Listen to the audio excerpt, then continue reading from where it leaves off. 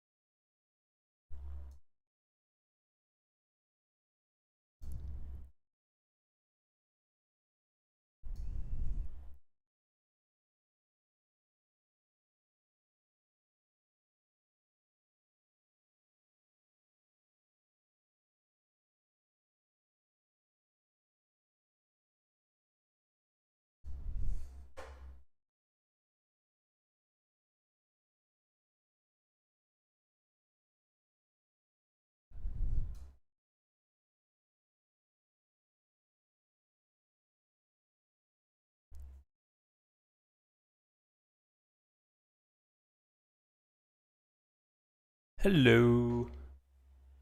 We are back. We are back. We're back.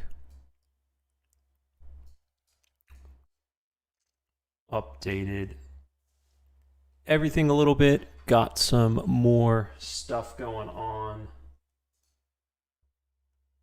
We are back. We are.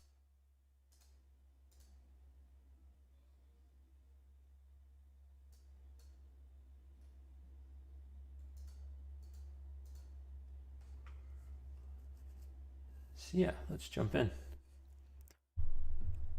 Think everything's working properly. What do we have going on tonight? Yo. I might just try and jump in here real quick. I think I can do it. Let's see.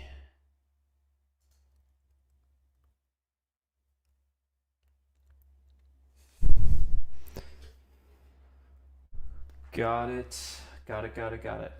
Everything working good, Kyle?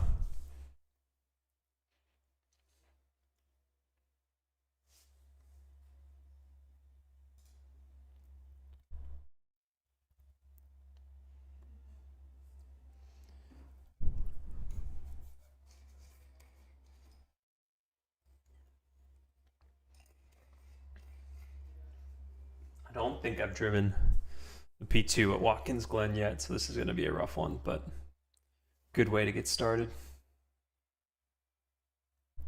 Looks good. Sweet.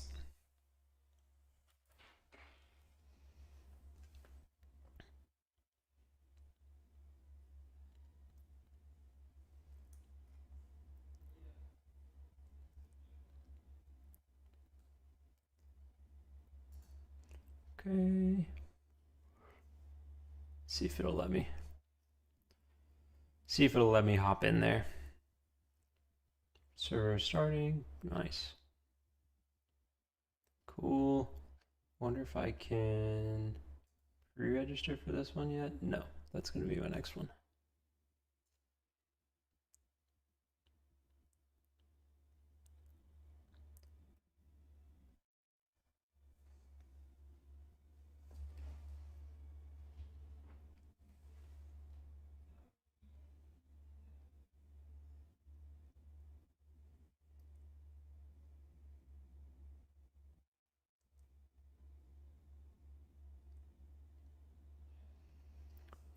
Oh boy.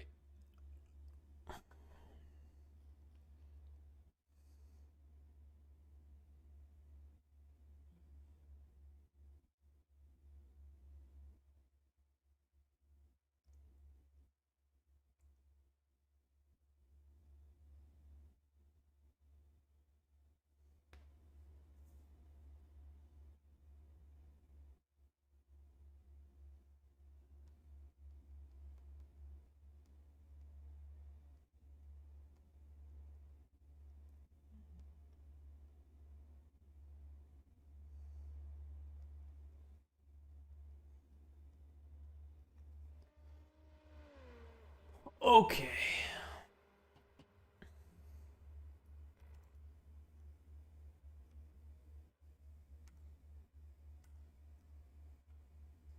Have you ever raced without the boot here? I have not raced without the boot at Watkins Glen, I don't think. Maybe on like, you know, a long time ago with like a NASCAR game back in the day, but in terms of like actually driven, I don't think so.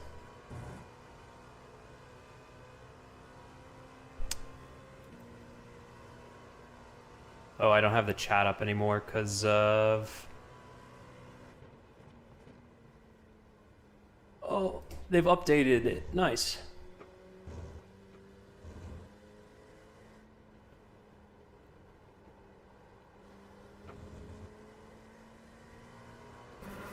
Oh, these cars are so cool.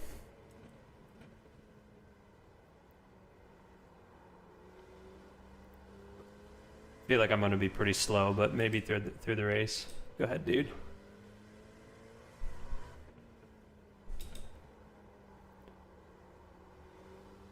I'll get the chat back up here in a second when the session ends.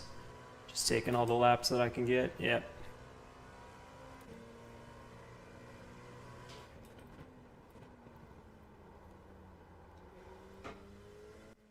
Yep, there it goes. Okay. Nice. Low game audio volume. Okay. Hold on, I can fix that.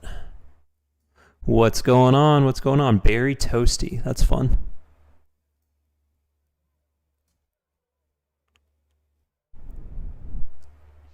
Let's try... Let me know in qualifying if it's good.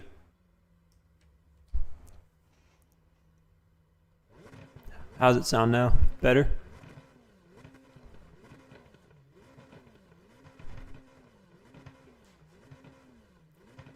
We are racing at Watkins Glen right now in the P2 car. I don't think I've actually driven this track and car combination before. I don't spend much time on the P2 car, but I like Watkins Glen, so looks like fun. All right, I'm just going to assume that the game audio is solid for now. And we'll just run it. Low still. Alright, well I can just turn it up a little bit. Any better now?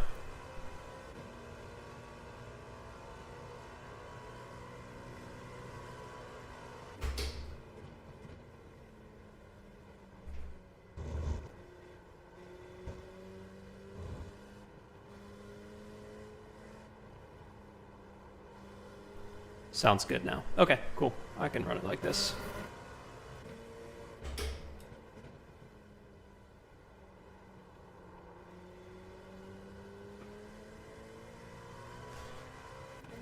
Yeah, Watkins, it's a cool track.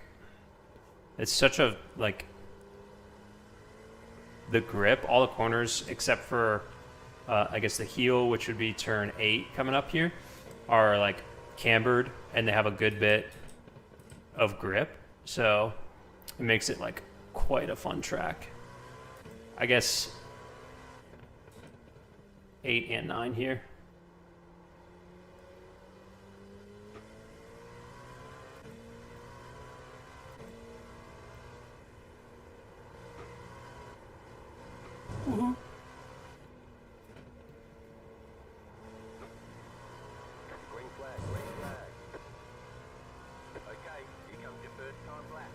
All right, the goal here is just to get a lap, really.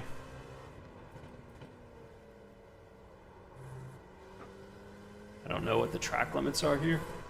I think it's to the back of the curb. At least that's how it is in IMSA. I think that's what it says here, but yeah, I'm really doing myself a disservice jumping into these races with no practice. Ooh. Too much curb.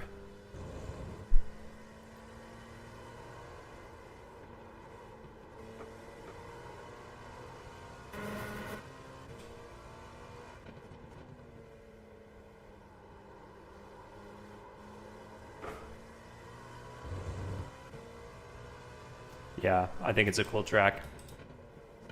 Do you have a favorite track?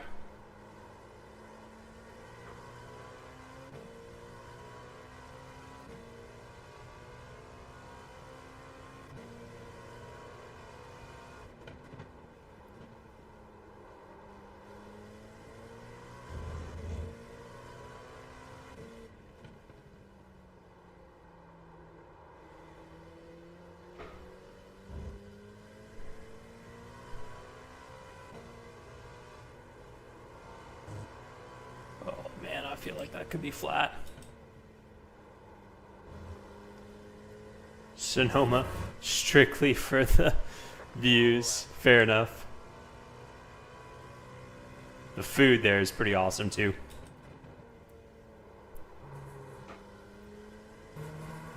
Yeah.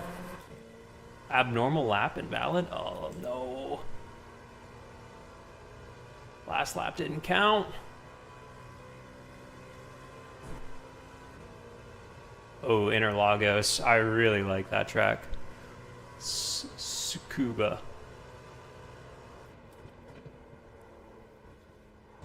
I feel like Interlagos is just so... That's just such a cool place.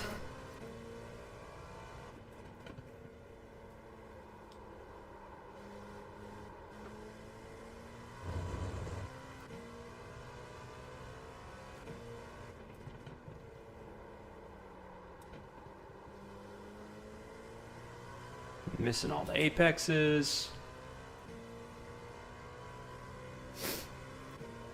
That's okay. It's the warm-up.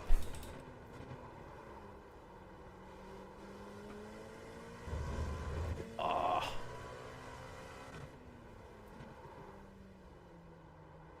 no.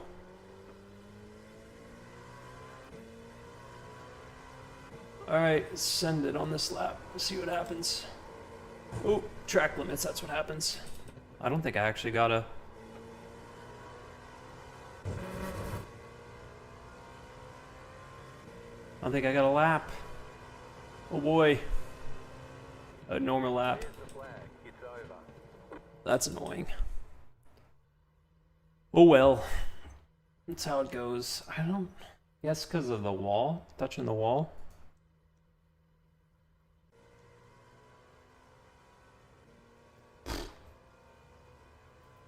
Silly.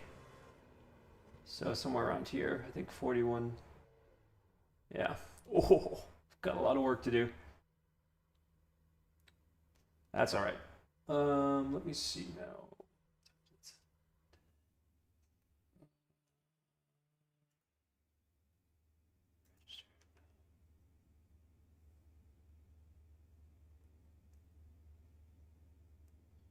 20 minutes. Yeah, we should have enough time.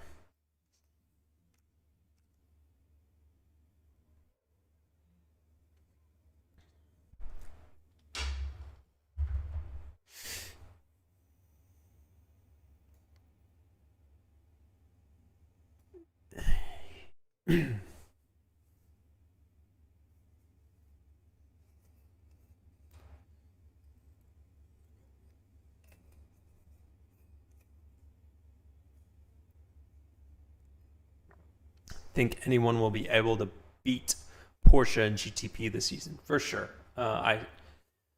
It's always like an ebb and a flow of the season. I mean, they looked super strong at Daytona. They were super quick, obviously.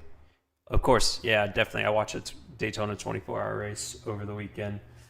I caught bits and pieces of it. You know, definitely missed the 6 hours of yellow flag, which don't not upset about missing that, but it was really good racing. I think the last couple of battles were pretty wild.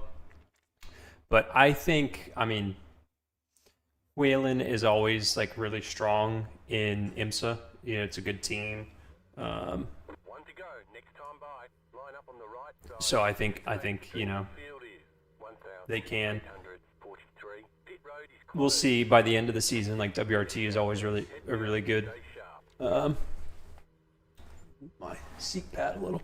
WRT is always going to be, you know, a bet for a good result, good performance. So.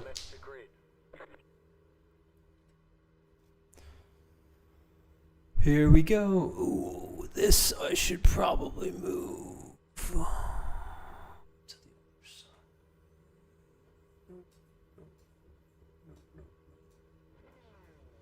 Let's do that. Let's do it like that. Okay. There was so much fog, right? I was like, so I did the Nürburgring 24-hour in 2024. Same thing. It was like, but they just red flagged the race and never started again. We did only like 8 hours of racing instead of 24, so kind of silly, but you know, it's how it is.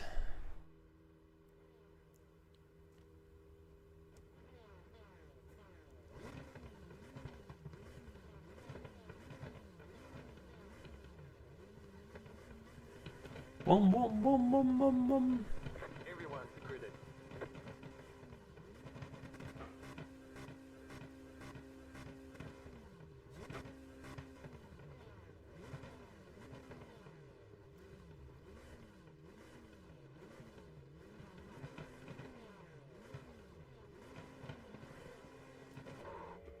Oh, come on. Go, go, go. Someone stalled. Yep. You're there.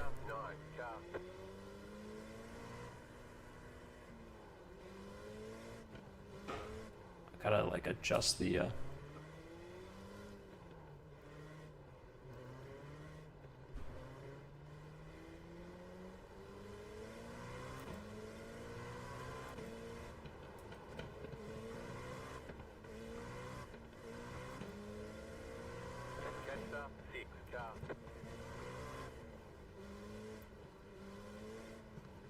yeah, right.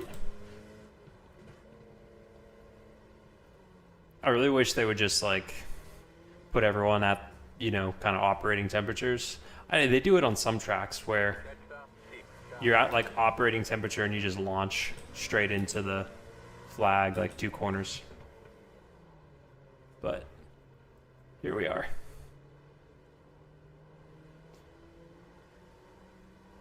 Does they make you run like side by side the whole?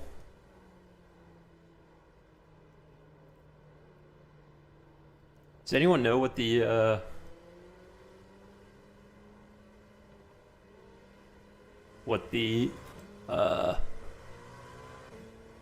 operating procedure is for heating tires in this day and age on iRacing? I feel like it's gotten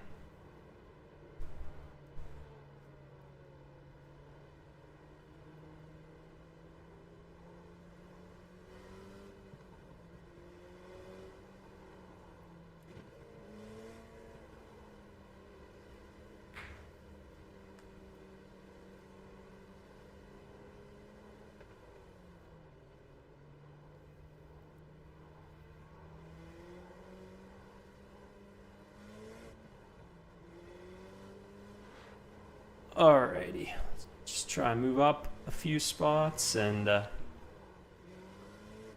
a little bit of. So like here at the start, I guess I'm just trying to focus on like clean. All the iRacing stuff like has gotten so. Start with the rear tires first.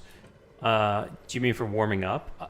Like the rear tires are always going to warm up easily because like that's where the most energy is going through. You try and get the fronts in.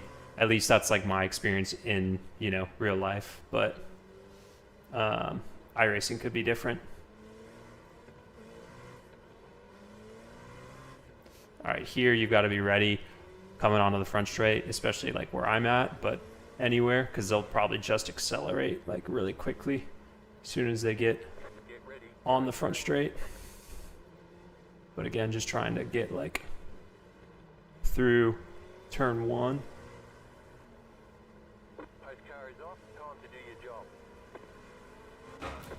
Oh boy, that was rough.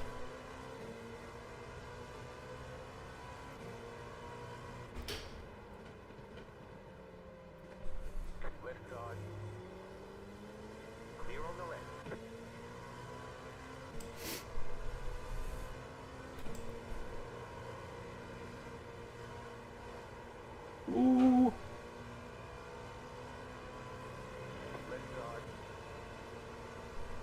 Clear.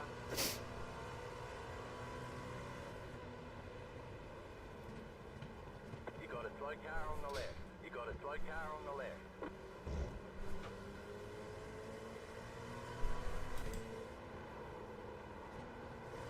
Right side. Whoa, really?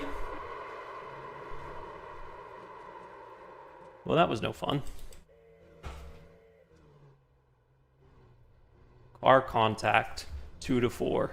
Really? Ay, ay, ay, ay, ay. That was no fun. Oops. Big wreck there. Now we just do laps.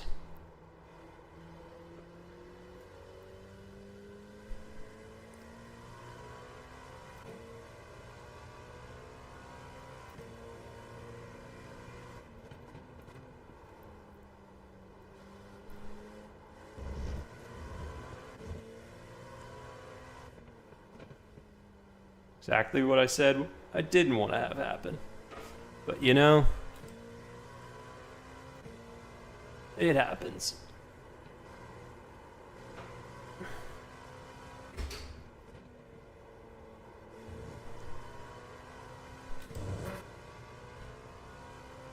We'll still catch some folks.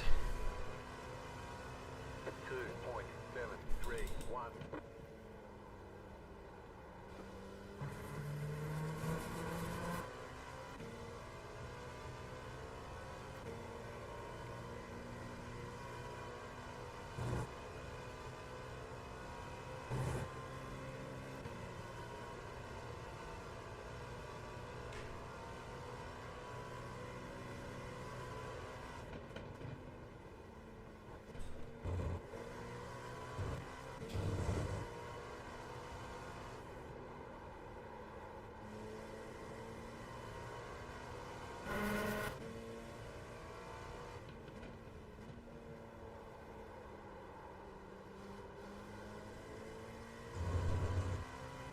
The bus stop curbs are, I'd say, like not extremely rough, especially not the second and third, since they've redone that first curb, which is actually updated on iRacing. That first curb is like really rough, and you can't really. Some of the softer sprung, like the cup cars, are all over it, as I'm sure you know. Whoa. But GT3 cars, you can't really hit it. Maybe the M4 can. I'm sure in this car it would like launch the car.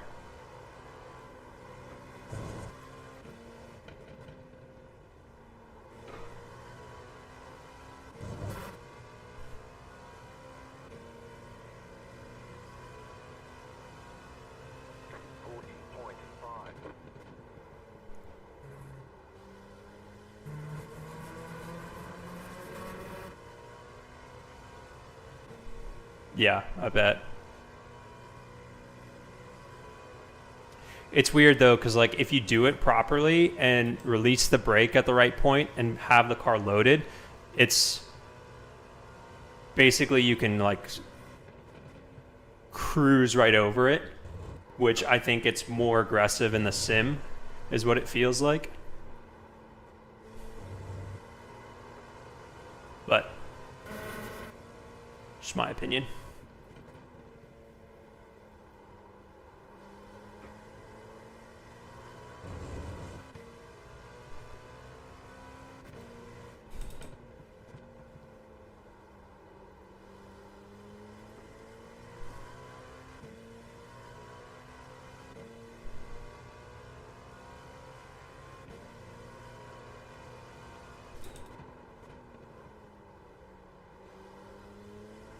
Charging that corner too much.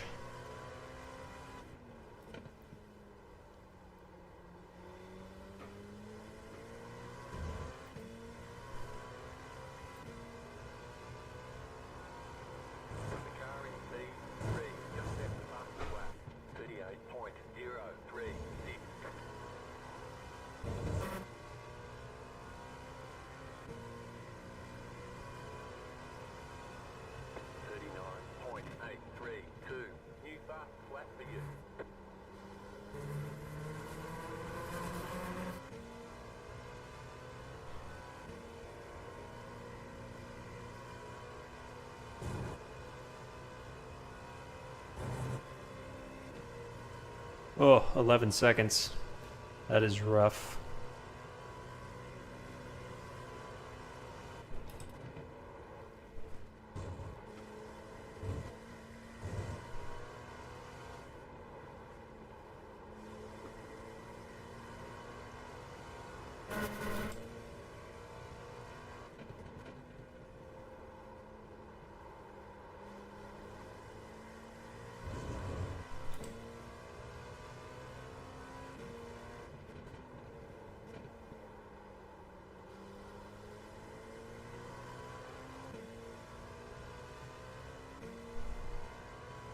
Yeah, trying to put it together.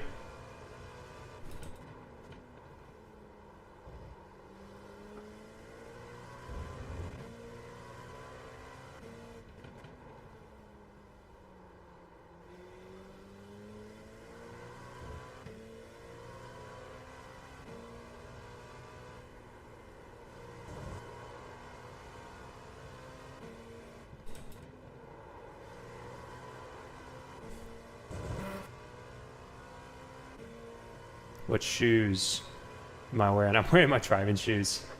Same ones I'm normally wearing at the track. I use the Sawbelt ones, usually. I find them to be most comfortable. They've got a little carbon insole, which is really nice.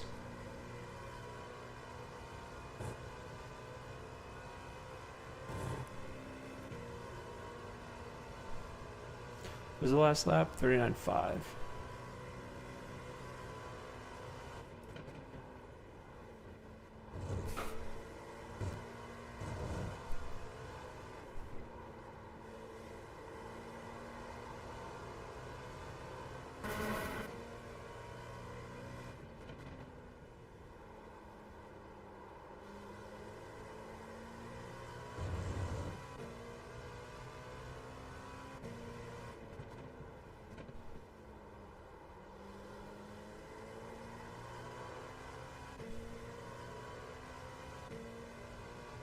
You know, one of the things that I saw comments on one of the shorts that I made was using all the track on the exit, and I guess that's something could do a little. You know, what you want to have happen is have the speed carry you all the way out to the outside of the edge of the track. You know, a lot of people just like drive the car to the edge rather than. Oh, look who that is. Shoe definitely did. So does the shoe make a difference on the pedal feel? For sure. If there's too much material down there, you actually get a little bit less pedal feel. I don't know how some people drive with it. The other thing that's really helpful with like the carbon insole is it gives the whole, like, any place that you put your foot on the pedal, it actually will give like the whole foot support rather than just like one spot. So for me, I think the shoe is pretty important to the driver. You'll see, like, it's also a grip thing on the pedal. More important on like a formula car because the pedal travel is generally longer. So your foot can slip off of it, but Barefoot the Sim for me. No, you're not. That's a different website. Practicing for anything in particular, it's just the love of the game.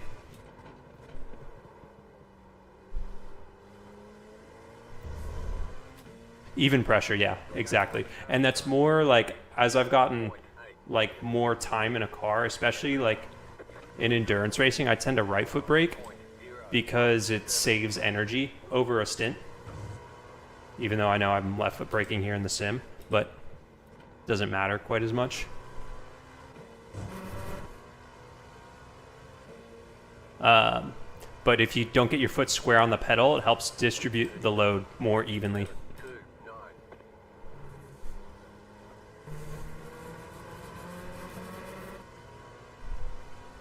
Which for me is very helpful. It's just the love of the game. That's why we're here.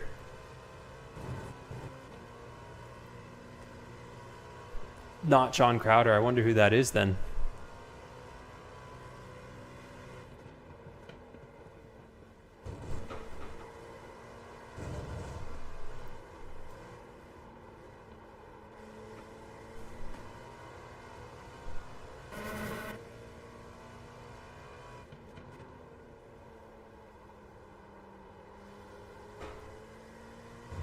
So we've been cutting into this guy ahead of me.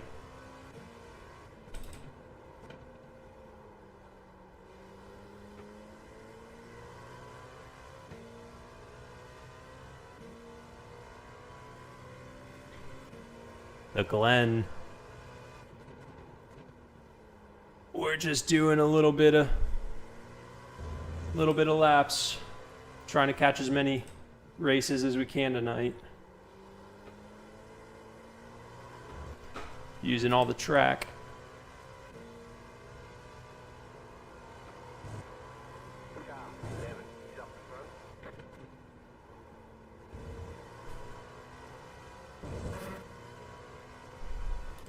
What's up, Bob? Oh man, it was a crazy.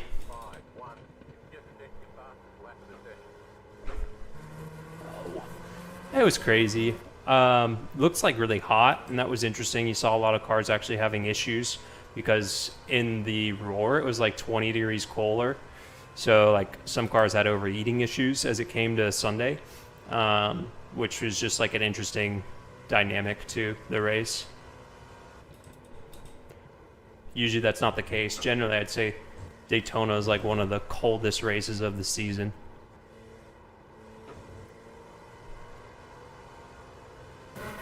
So many options, yeah.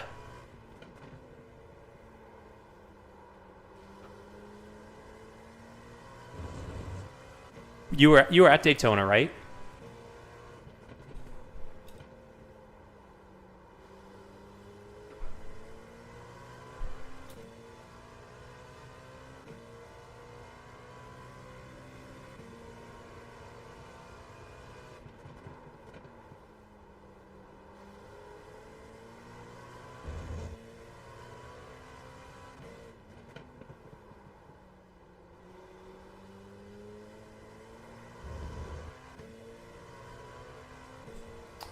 What's your current wheelbase now? I've been rocking the same wheelbase for like 5 years. Actually longer. We've got a DD1. Yeah, the roar wasn't bad. Ellis Tim battle at the end. Ah, man, I don't know. That one, I mean, okay. My take, I would say the hit on the front straightaway was a bit over the line for me. But, you know, race control didn't call it. Both cars ended up continuing, so it's like maybe it's just on the line, but I think had there been, you know, a car that spun or like anything else happen besides both cars continuing without an issue, like for sure you would have seen a bigger one, so that's probably why it didn't happen. It also would like, I think race control generally takes a things police themselves approach to like battles like that, which that's how you end up getting, you know, things get out of hand a bit in the middle of the season. But overall, I think it's good for, oh man, I'm not paying attention. I think it's good for the sport from a like optics in a way, because like it just keeps the racing exciting. But you know, you got to keep a lid on it at some point. So I don't know. I could see it going either way.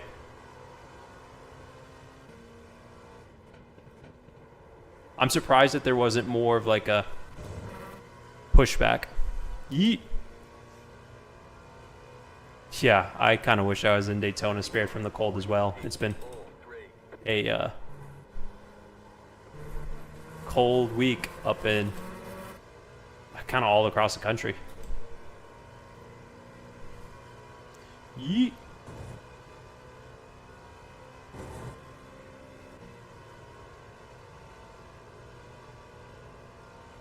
Did I catch everything? I think I've caught up on the chat here.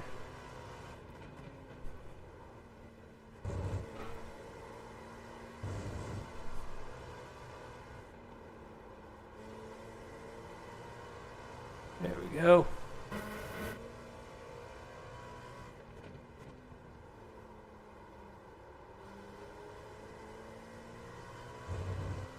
Love it. Yeah, me too. Thought the battle was Road America rough. Yeah.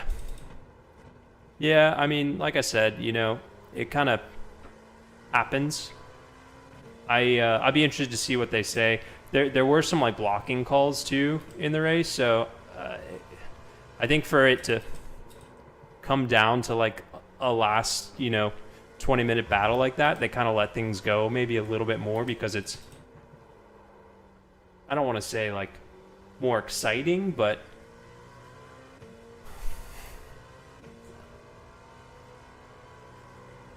I don't know.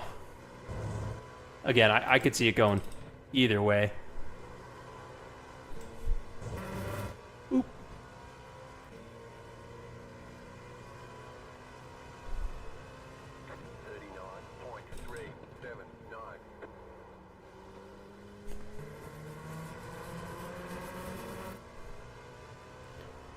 Definitely made that last 20 minutes of the race super exciting, though. I really thought there was going to be a bit more of a, call it, retaliation from the Aston.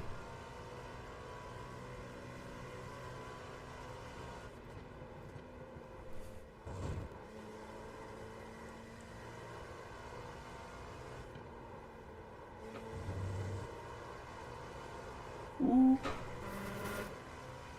Love Watkins Glen. Thank you. A lot of fun. Oh, yeah.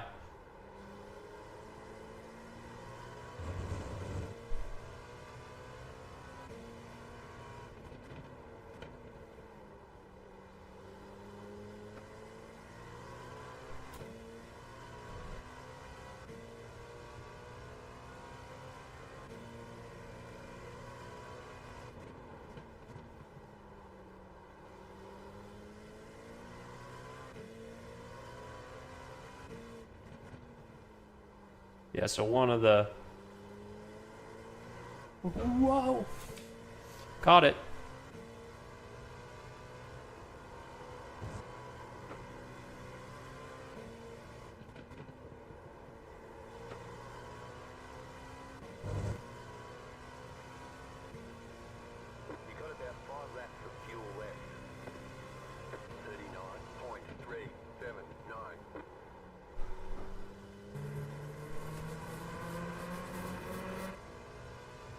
Krawcheck had a great interview afterwards. Been 3 hours 45 minutes. Waiting for a fight with Mike Tyson. Last 15 minutes where the battle is. Yeah, no doubt. No doubt. It is like the most. I mean, it's a 24-hour. Sorry, 20. It's a 2-hour sprint race with a 24 or 22-hour like lead up.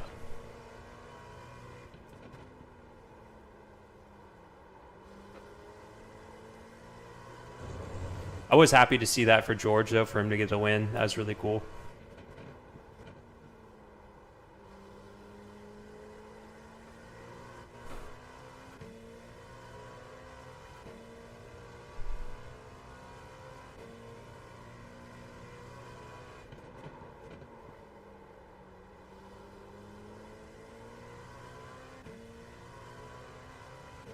The leader just did a 38.773.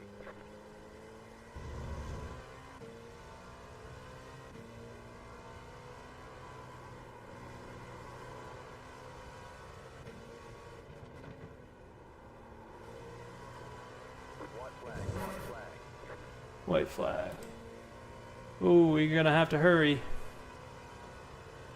39.8.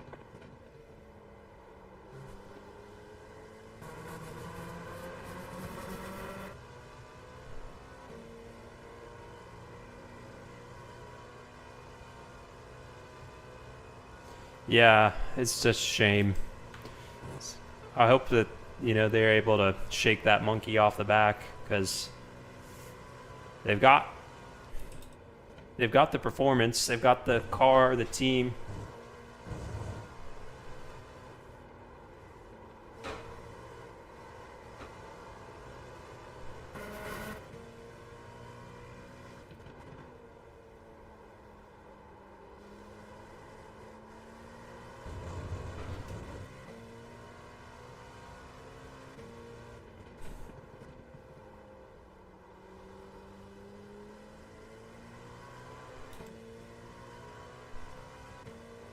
It was cool to see them leading for like a good bit of the race.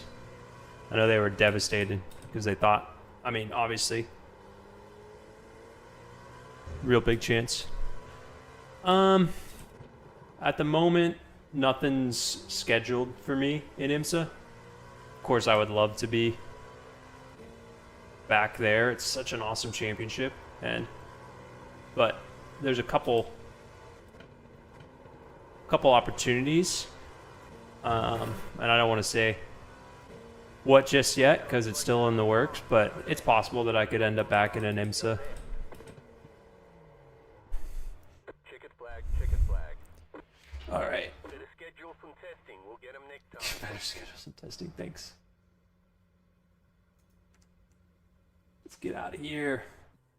Get out of here. Yes, quit. No, don't save. Oh, come on, come on, come on. Come on, come on, come on. Where is it? Where is it? Barber. Yeah, here we go. I know I'm...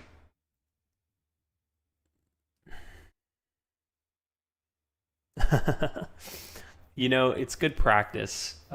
Normally when I'm in the car, I definitely don't like talk and drive, but that's one of the things that's like helpful in doing stuff on the sim is it allows me to like help train a little bit of that like separate parts of the brain. All right, hold on, y'all. I gotta go. I gotta go to the bathroom. I'm gonna pause this real quick. Or not pause it, but you know what I mean.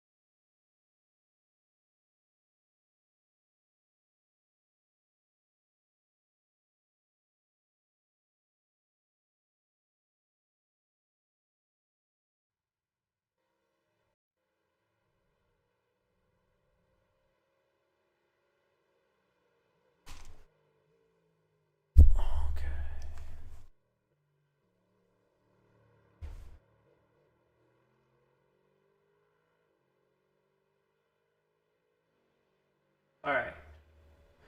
We are back. Are you doing the catalog stuff at home, or are you doing somewhere in Charlotte? Do they have a US base? Yeah, totally. So they have a technical center, or GM has a technical center in Charlotte, and so I do some stuff there. So it's, yeah, I was there. I mean, I'm there a few times a month, basically. So they do support like other race teams do, and there's YouTube videos, and that's probably the best place to check it out. If you go to the just Cadillac F1, yeah, yo Barber home, yeah. I figured I saw this on the list, and I was like, I have to. It's an awesome track. But yeah, if you go to the Cadillac F1 page, or not even page, I think it might just be Cadillac and General Motors YouTube page. They have a what does it take to build a Formula One car series that they've built over the last 8-9 months, which is pretty cool. It describes a little bit of how the operations are set up, as well as like where all the locations are. And there's a podcast on High Performance Podcast that I really like with Graham Loudon, the team principal, who explains how they've set up bases of operations. But essentially, Cadillac F1 headquarters in the U.S. are in Fishers, Indianapolis, outside of Indianapolis. And then they've got the technical center, which will also, I think, have some powertrain associated works for like the 2029 engine project. GM has a F1 specific facility in Michigan. And then you've also got, of course, the like where the team is based out of and headquartered in Silverstone.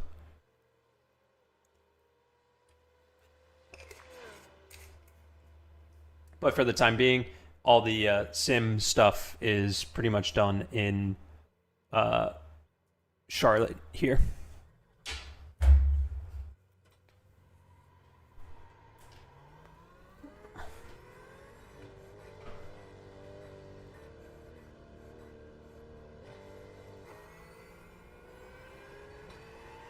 I had to switch it up. I was driving the Corvette and just struggling a bit with it at I don't know where I was. Alton Park, I think, was the last week's Asia or Europe. So I just wanted to see if I like had forgotten how to drive or what the deal was. I hadn't forgotten how to drive, just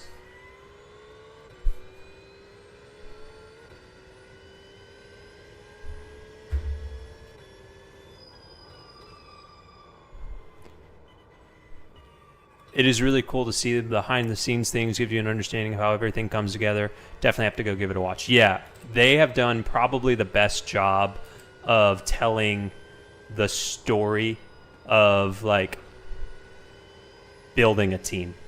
Like, hands down, it's been the coolest... Ooh, too fast in. The coolest, I think, like, project from that, because they basically found, like... some YouTubers to tell a story. They didn't like do it. They didn't do it from like a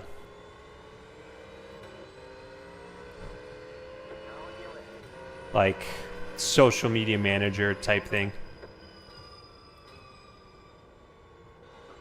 So from that perspective, I thought it was pretty cool.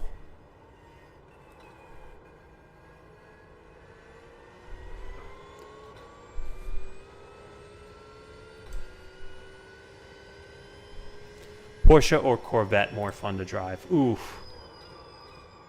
That's a tough one. It depends, man.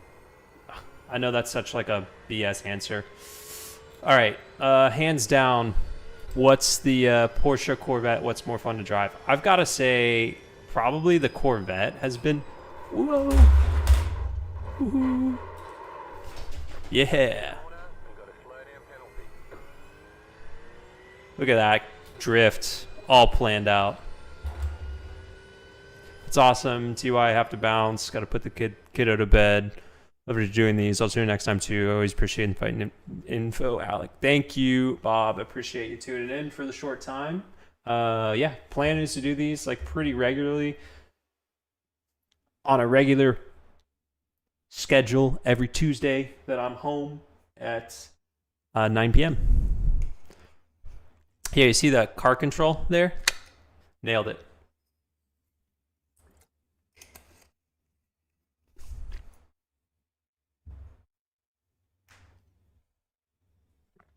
Ooh.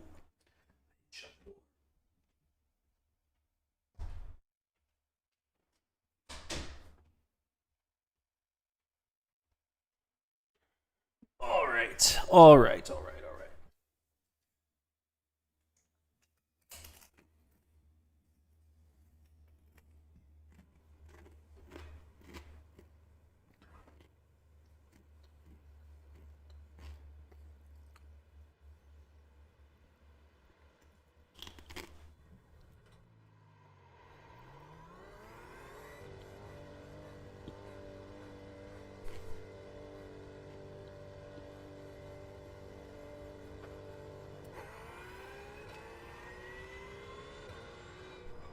Ooh, too fast out.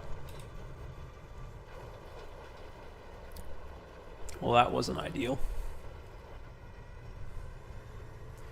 Woo. All right, let's go.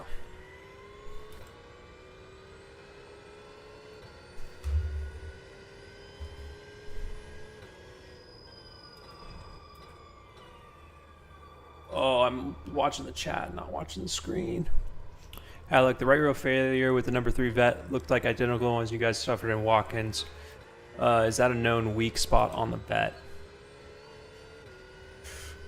I don't want to say it's a known weak spot. I think like it's hard to yeah, just throwing the car all over the track. For sure, like there are some components on the car that have like whoa. Let's put that out. That do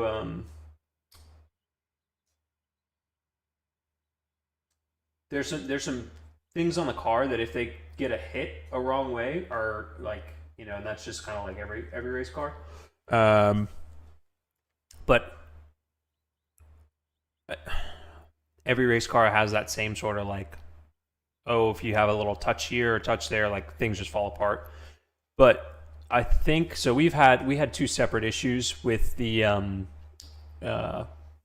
with suspension last year, and one of them, both of them really came from contact and then fatigue over the race. And so, you know, it's hard to say that like any of the things are like weak in themselves, you know, because like anytime there's contact, obviously, especially wheel to wheel, it'll weaken one of those things. So I don't, you know, they said in the I gotta qualify, like in the broadcast, they said that, or the guys said on the 3 car that they didn't have any issues. So I believe that, but it can be as simple as like, you know, maybe there was a curb strike, you know, or curb usage over time, but like, you know, maybe one of the bus stop curbs someone grabbed and it doesn't do anything, but it creates just like a little micro fracture, and then, you know, 24 hours is just a long time. So I don't think there's any one particular part, because we had a couple different things that like, we had one at Sebring last year, again, contact that kind of led to that. And then we also had a different failure at Watkins Glen, suspension failure, similar kind of thing. So did you see if it was like the control arm was broken? Was that the look?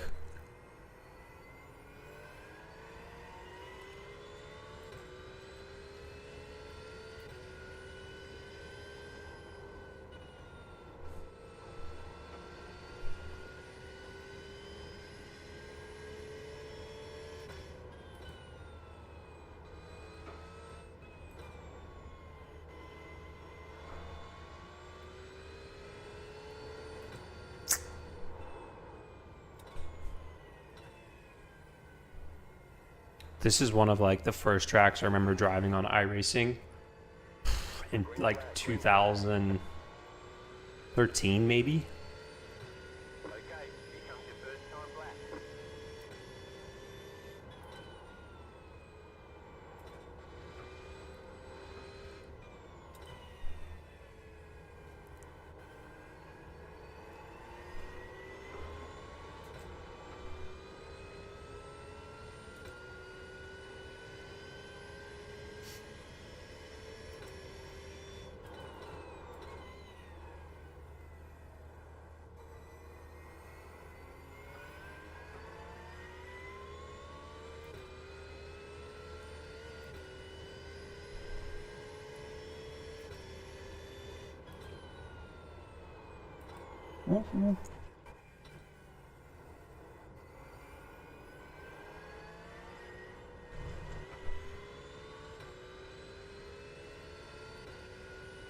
Yeah.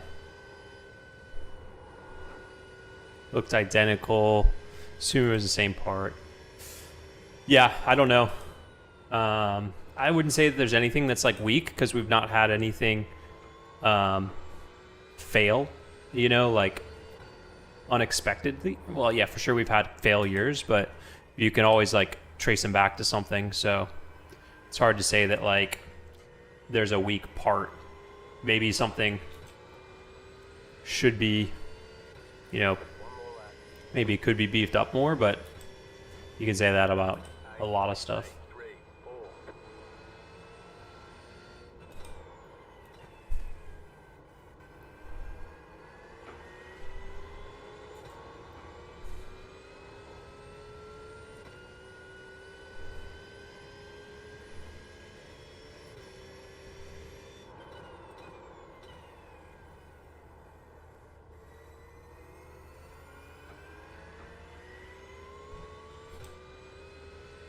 Alton Park crashing on the first corner, yeah.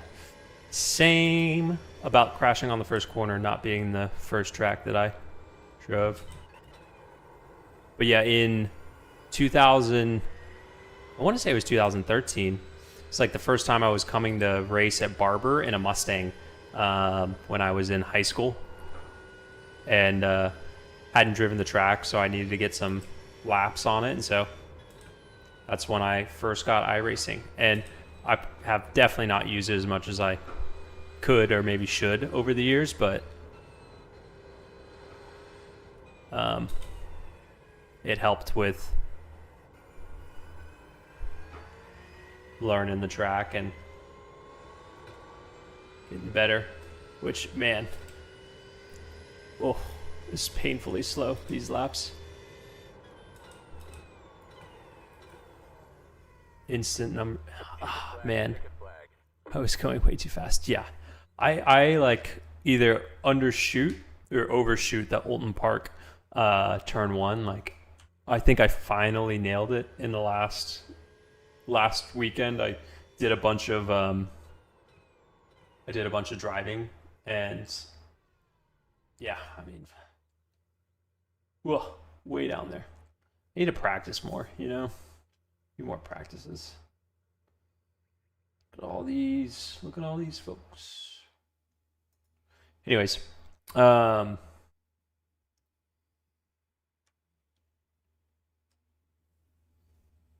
is your take on the incident involving the number 4 vet? Yeah. Ugh. I mean, like, it was just he got pushed off.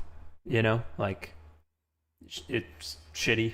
And like shouldn't have happened. That car was off strategy, so I think it's silly. The racing's gotten so like aggressive in that way that like you just can't ever trust that you're going to be given, you know, a lane on the outside of the track, which is really, I think that's like more so the problem. But yeah, obviously they penalize the car, so you know that kind of tells you all that you need to know.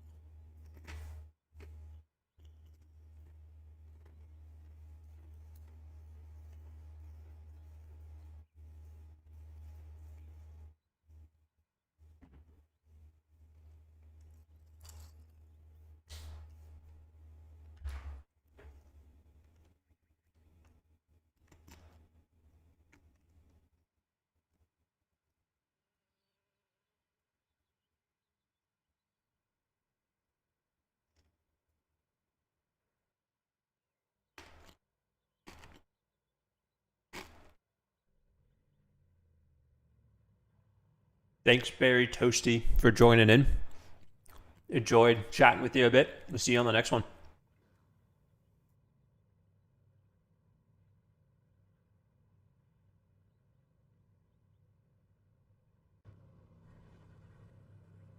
One to go. Next time by. Line up on the right side. The estimated SOF is 2013. Closed. Pit road is closed. Let's take opportunities.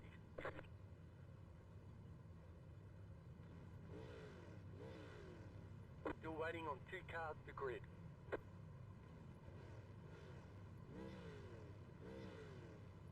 All right. Let's do this.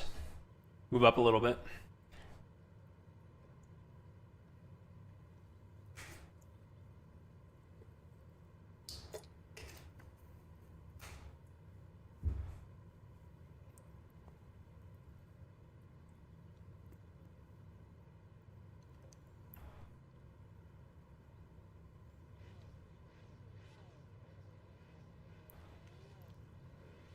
Yeah, that's always the case, right? And it's tough because like it's on a restart and you've got all the other cars that everyone's like taking the opportunities, and it's coming down to those last few hours, or like people are starting to try and pound their way to the front, and you never know what other restarts you're going to get. So people take like as many risks and opportunities that they can in those moments. So it's almost like when you're too patient, you end up getting swallowed up, or you end up putting yourself in a worse position because other people are taking risks, and if you're trying to be defensive, rather than looking for opportunities forward, you get caught up in other like bullshit basically. So it's like a double-edged sword of like, yeah, you can just say like, oh, just be more patient, but then at the same time, like by not pulling out, do you get, oh, hello,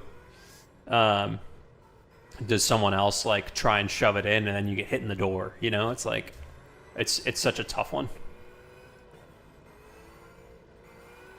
But I agree. I mean, the Corvettes were super quick. It was just a shame. I mean, also a shame that the 13 got nailed and tagged and spun. I think they also had an opportunity for a win in GTD.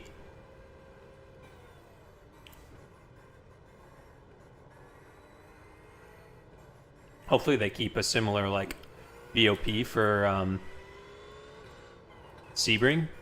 Or at least a good, I don't know, I guess it goes back, like this one was just based all off of manufacturer data is what they were saying. So maybe this goes back to like stint averages for Sebring. Sebring, I think, is historically a good track for the Corvette, just from a DEG standpoint. It's one of the better GT3 cars on tire DEG,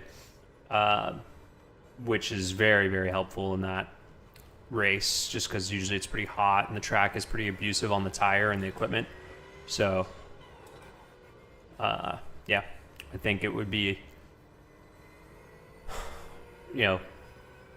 having a good BOP is important. Strategy is also really important in Sebring because there's always like those last, 3 hours in the nighttime, like the cautions get pretty hectic.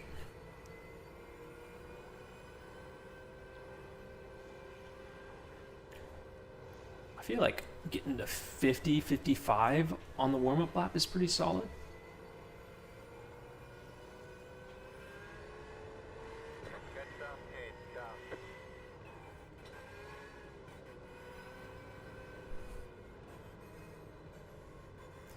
Little Easter egg. I wonder if anyone can guess the livery that I have on this car.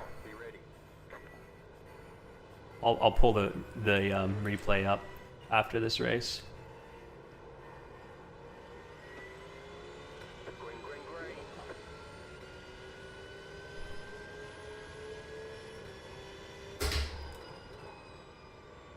Ooh.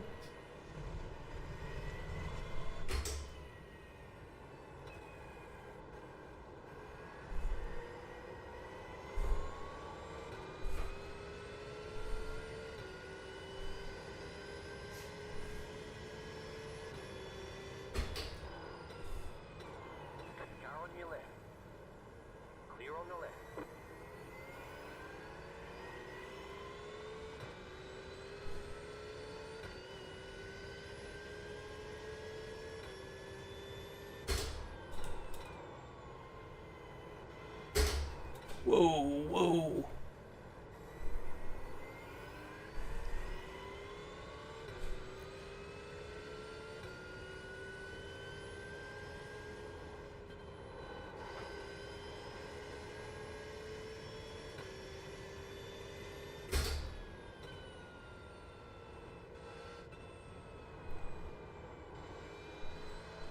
There we go.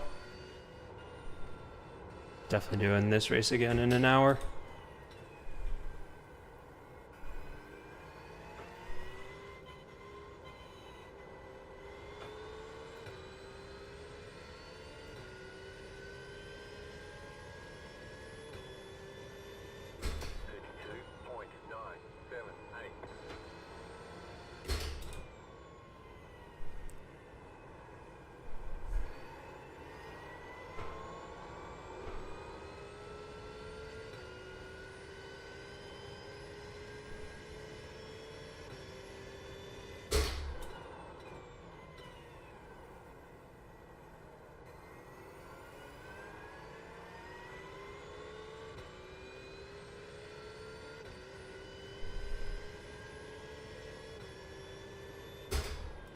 Oh, long question. I'll get it on the front straight.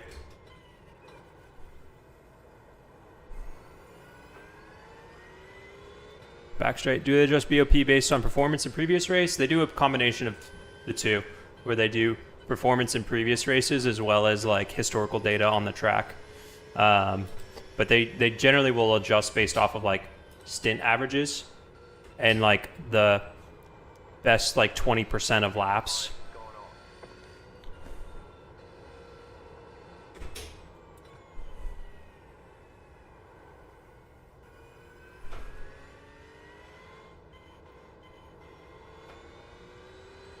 Jeez.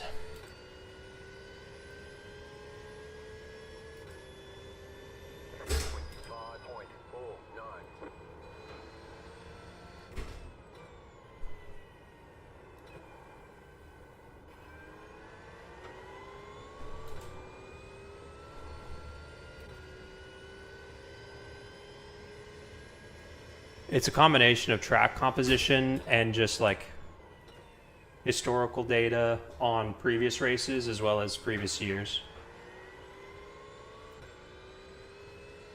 But there's no like A, B, C circuits like there are in other series. Ooh.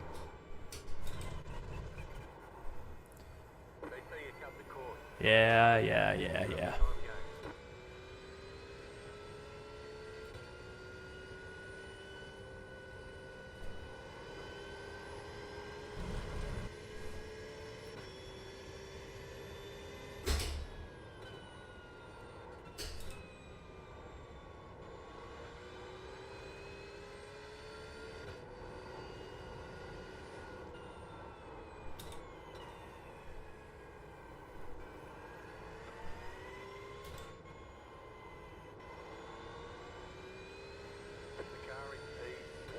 Whoa.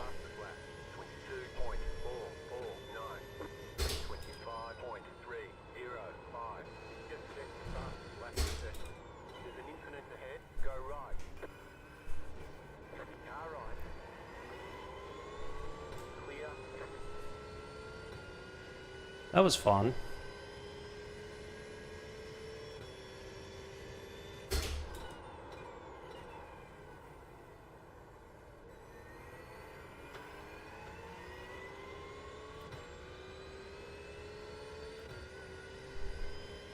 Oh yeah.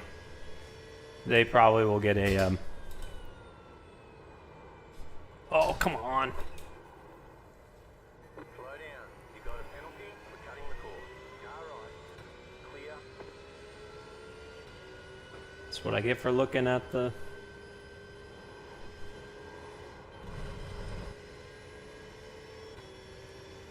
chat.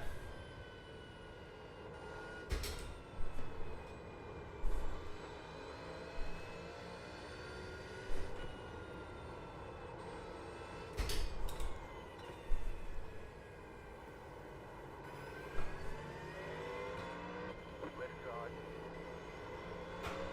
Still there. Still there. Off the line. 26.20.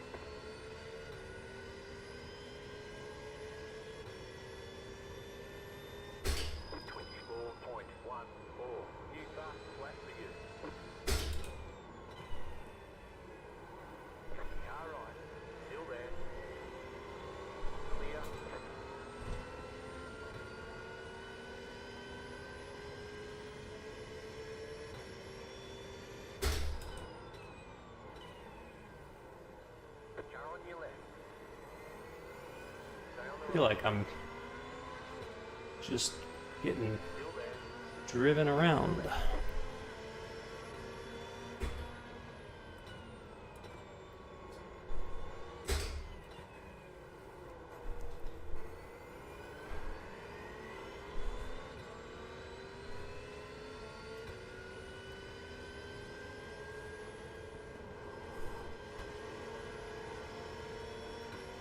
Right side. Stay on the left. Clear. That doesn't feel so nice. Did a 22.262.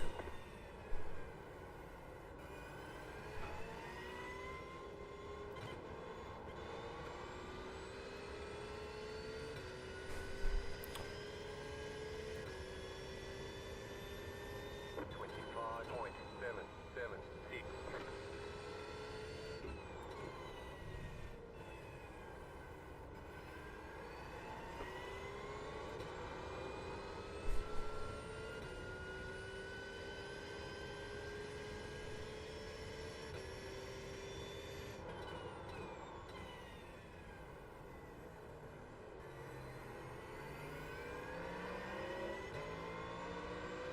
Am I like losing something here?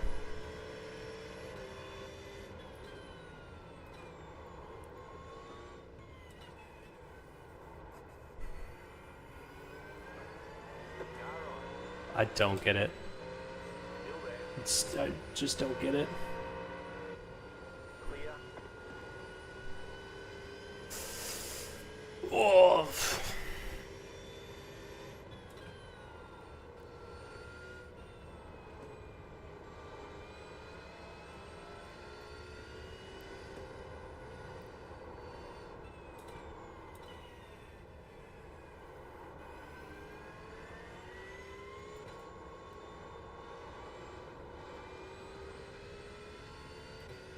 Things are looking good.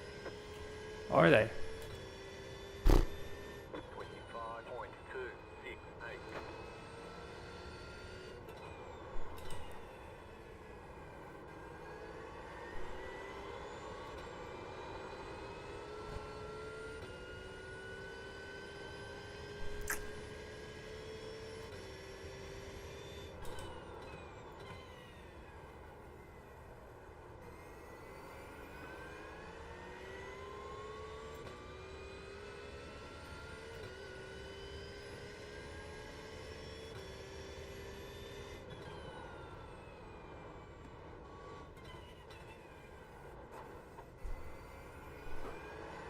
Definitely need to not touch that curb.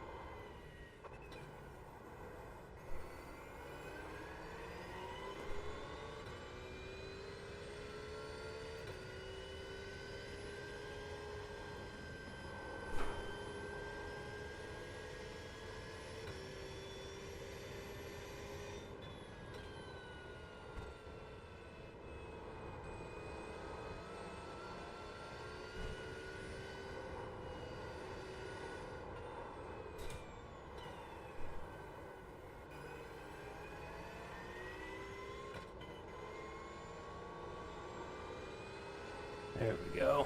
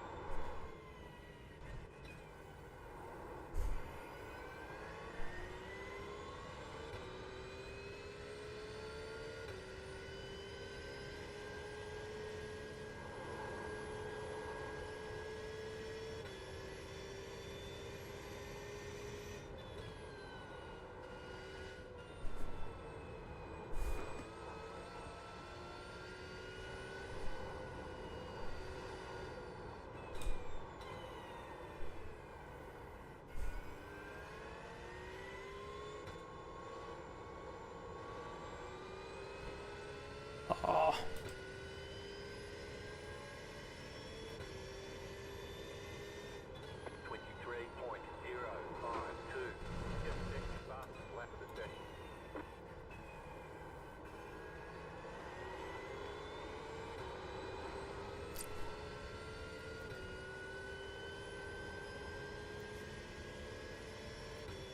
Now we're getting somewhere.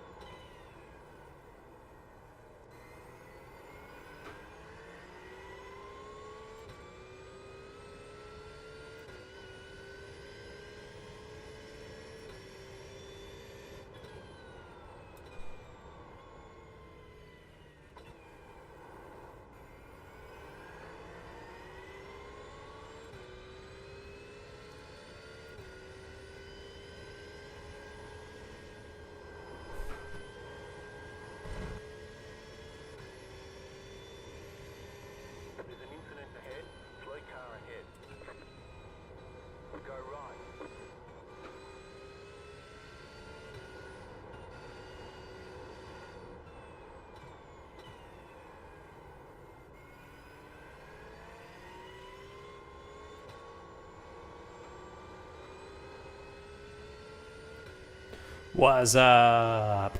23.813.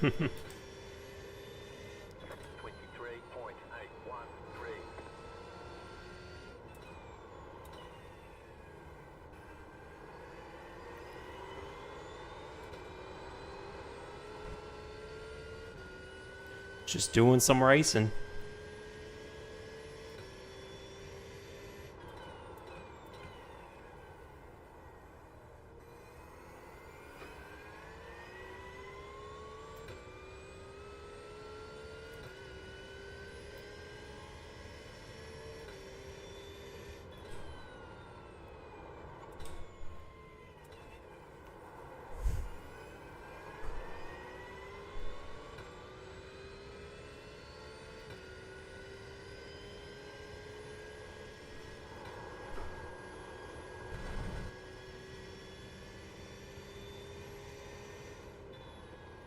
Ooh. The lead just did a 22.319. Oh.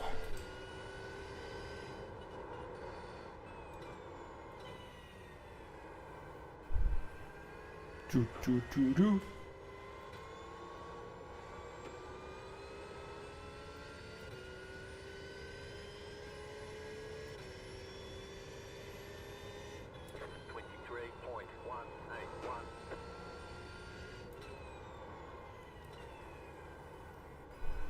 What are you up to, Joe? How are the outdoor workouts going?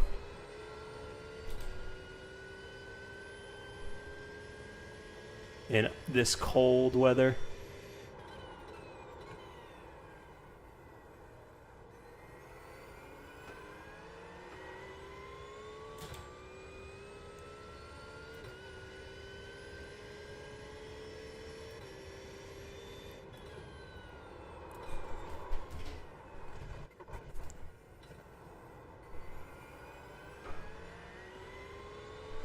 cold. I bet. I went for a run outside yesterday here, and it was definitely fun, but like, oh, my hands were frozen on the way in. Not gonna do what that guy's did.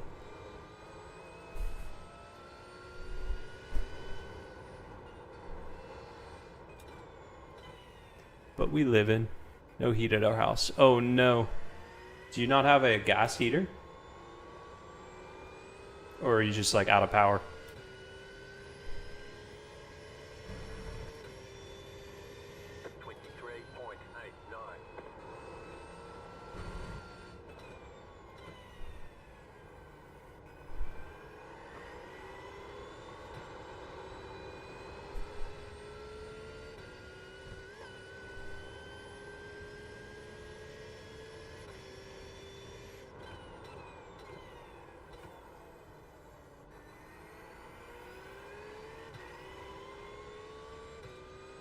Heating element broken.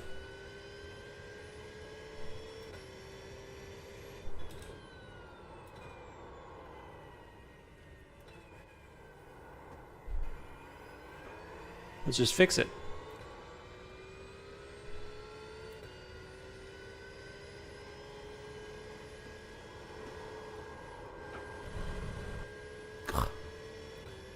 Counts as an off track. There's actual track there in real life.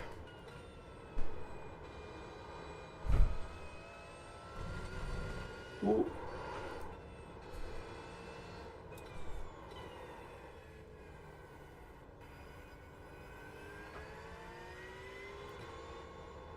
White flag, one more lap to go.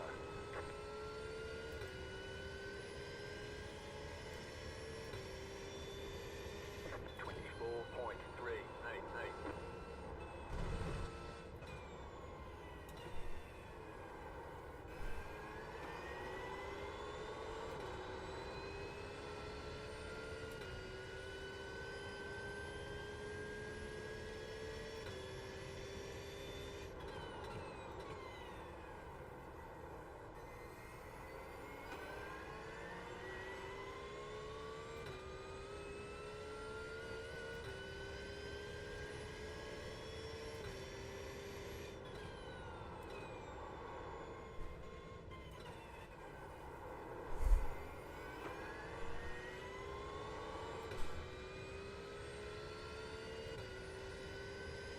Nice.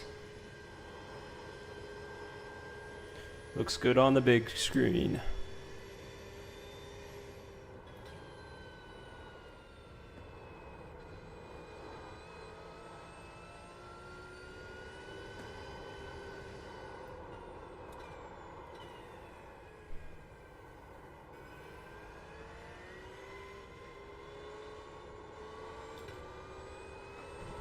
Whoa.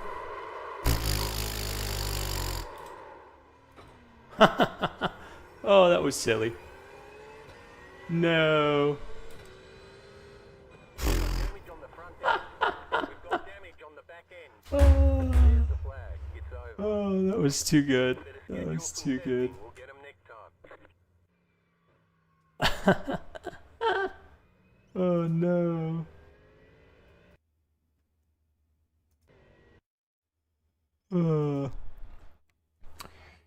Francisco, what's up?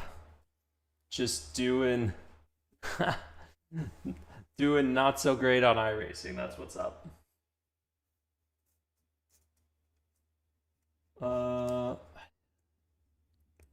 Ooh. Hopefully not into the wall. Because on a bike, man, that would suck.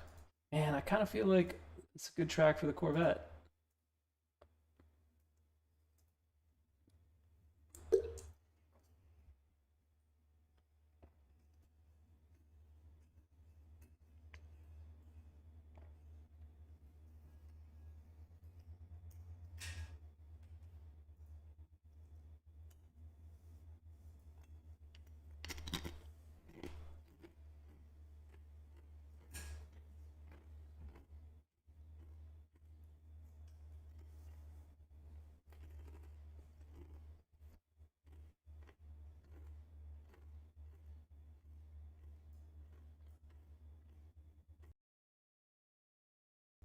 I gotta fix something.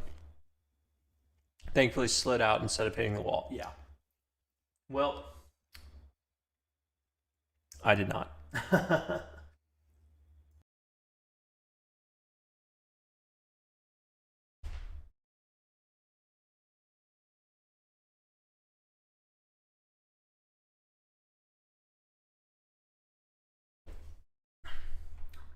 There, that's a bit better. That is a bit better, I think.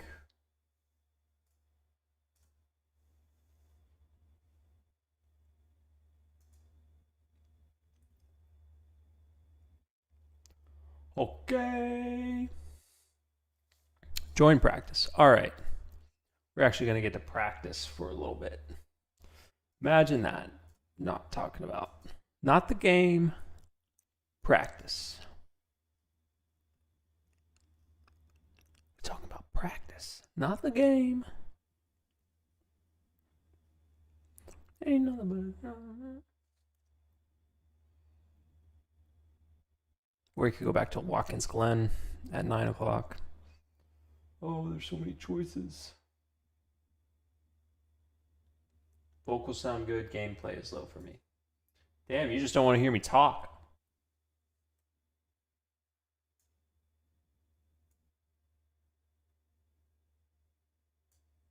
I can turn the game volume up a little bit more.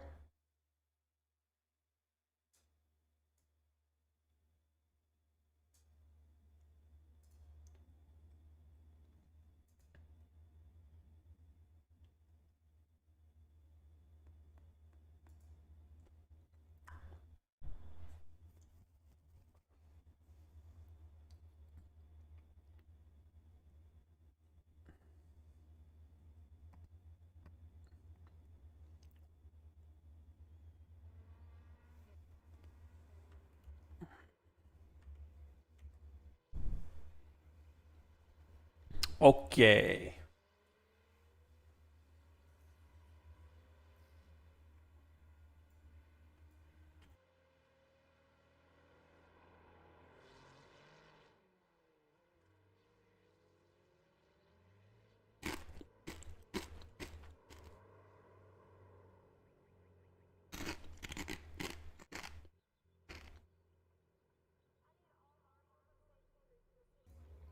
Do we have a squad?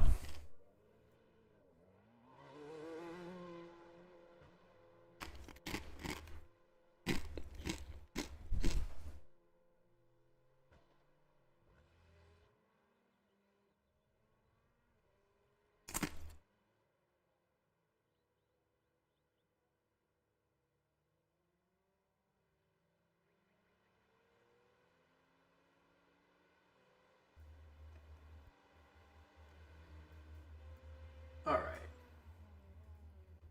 Do some practice.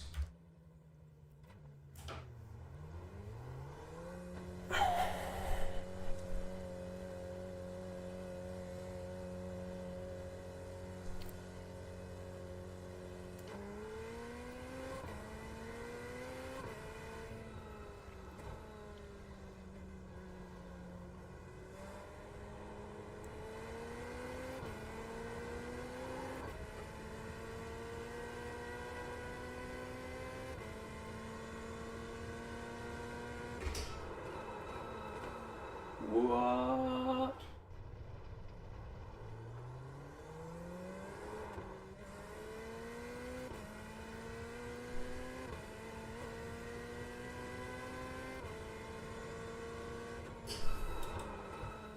Kyle, how's the audio now?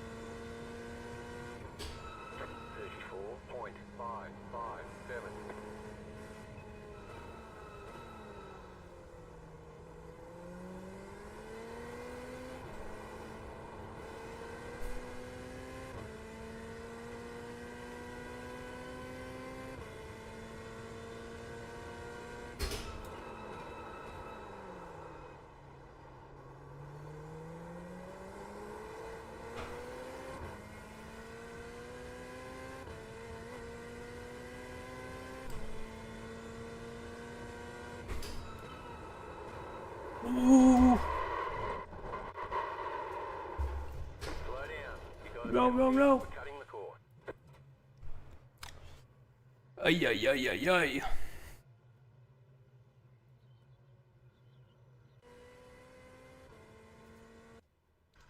All that work, just thrown away.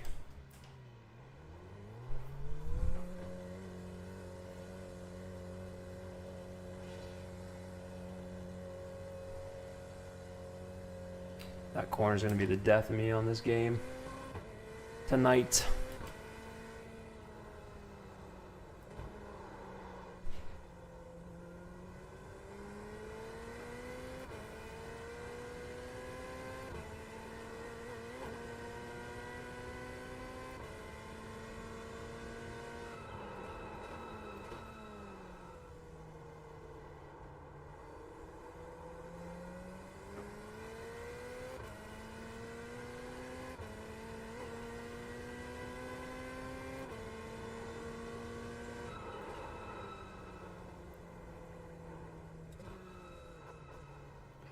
Wow, who would spray the gravel all over the track?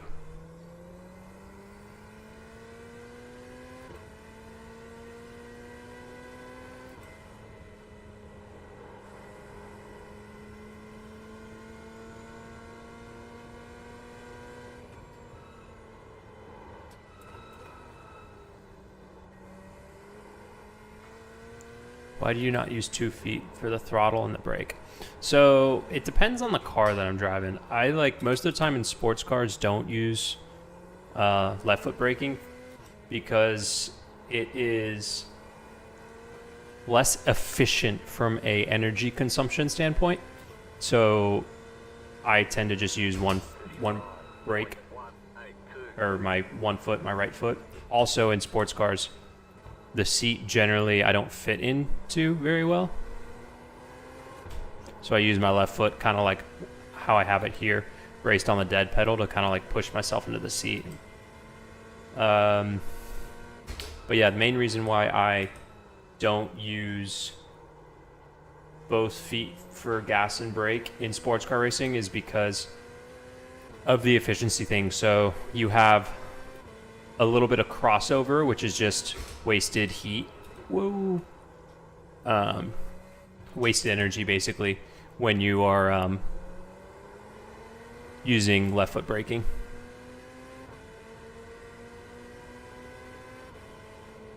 You can like train yourself, but then it's kind of like, well, what's the point? Oh boy.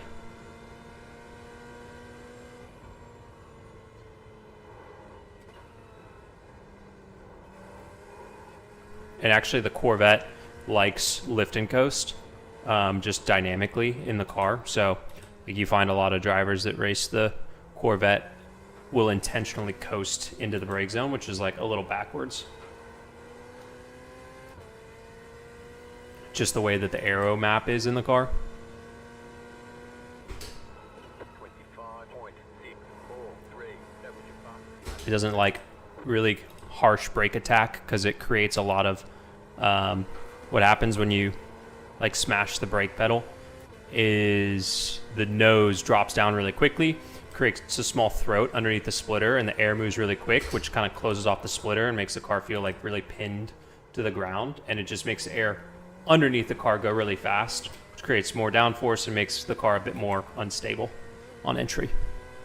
So most people will tend to do like a little bit of like lifts, coast into the brake zone, woo, and hit the curb.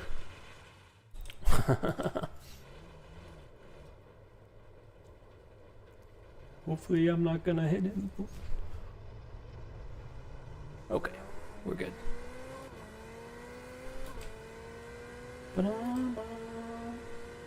Like I said, that corner's gonna be the death of me.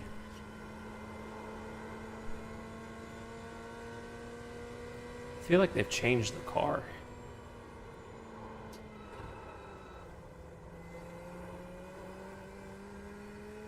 Oh well. Sticking with it.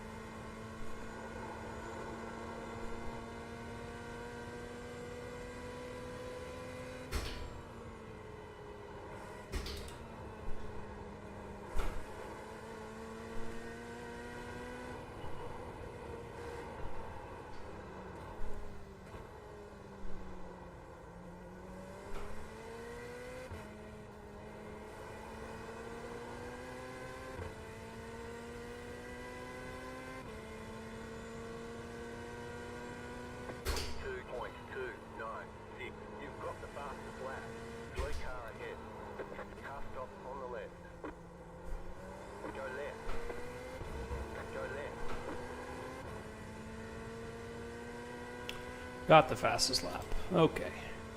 It's a little better now.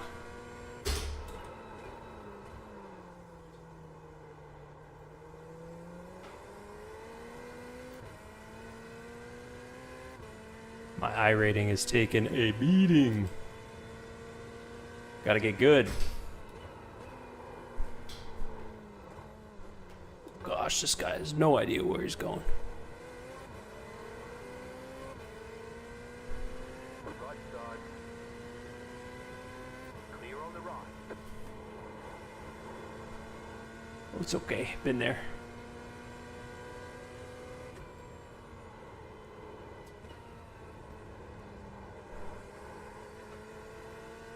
Where do I find race stats like lap number and position? So this is just a this is just a practice at the moment, but that is something that I can and probably should work on. 23.848.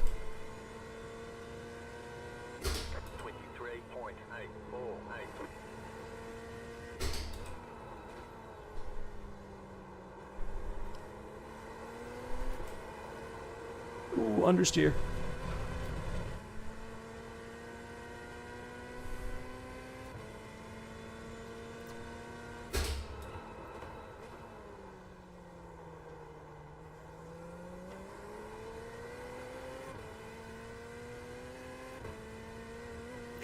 I'll get it set up here. Let's see. In a second.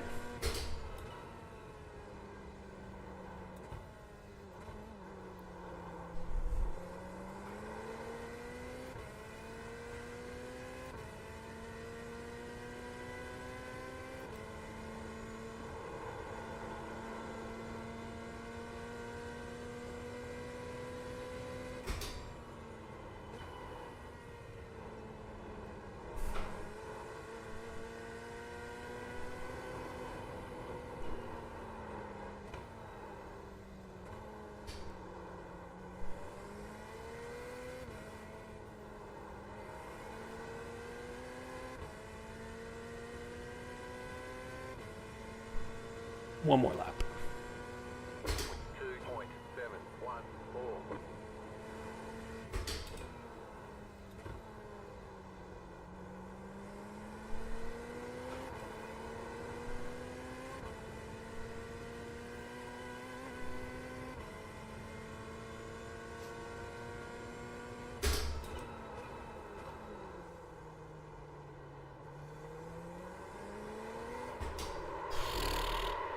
I got greedy. Bum bum bum bum bum bum bum bum bum bum bum bum bum.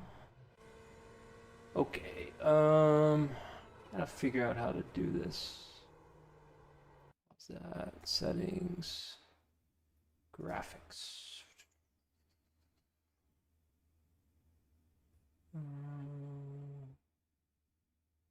Interface.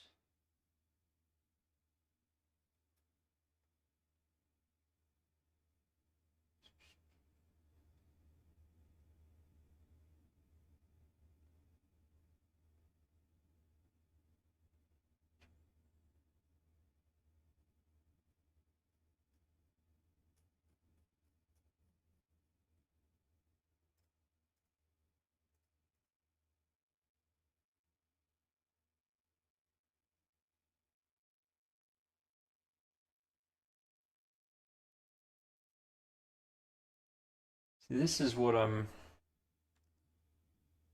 needing to find how to move. I've seen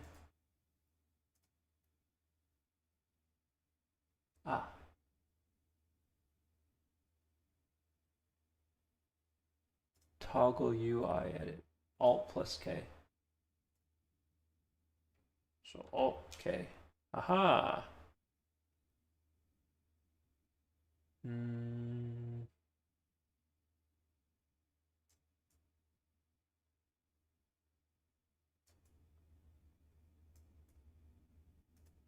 Oh. Oh.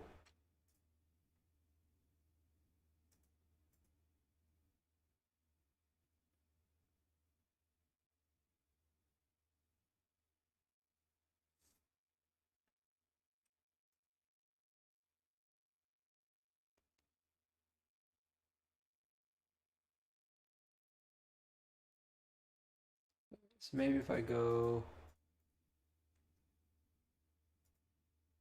in here,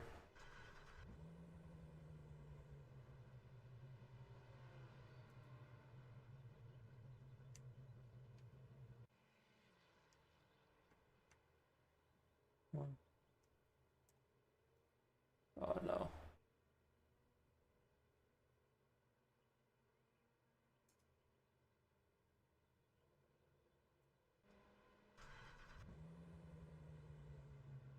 Okay. Ah. There, now if I put that maybe up here.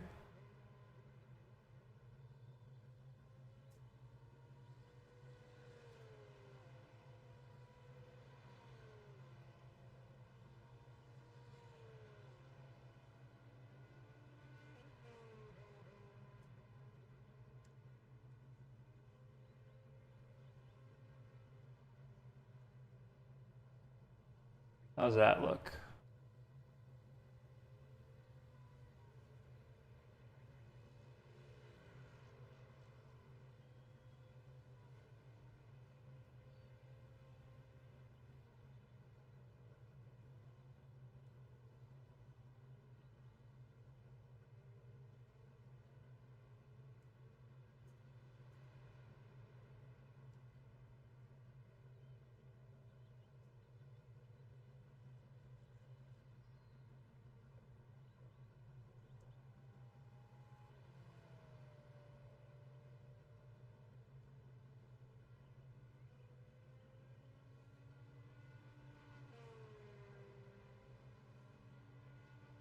Yeah, perfect. Right there. Okay.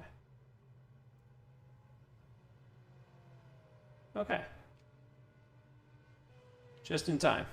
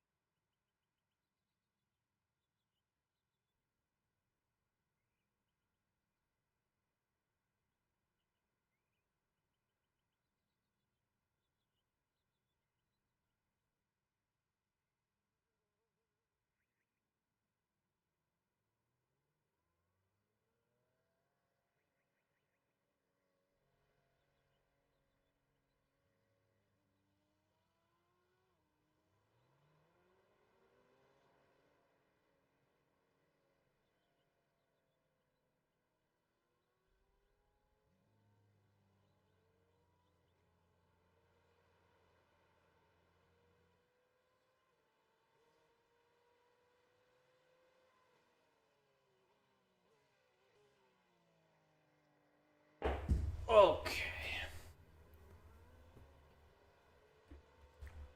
Here we go.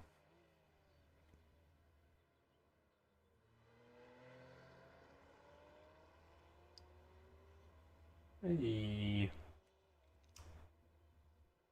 Is this iRacing? Yes, this is iRacing.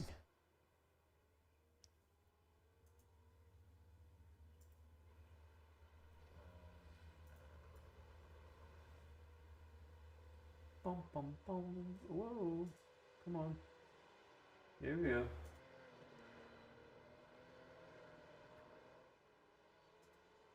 I want to do settings, graphics.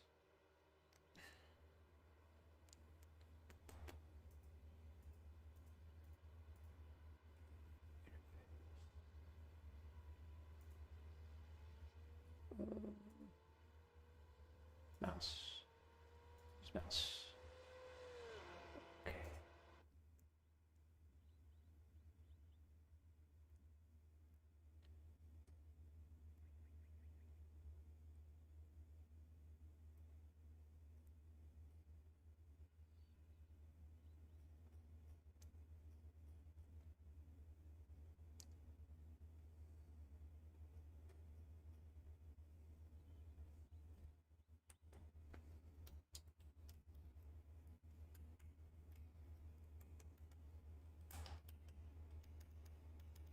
Nice.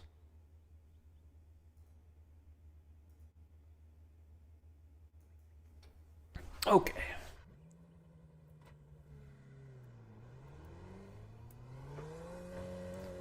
There we go. Does that work?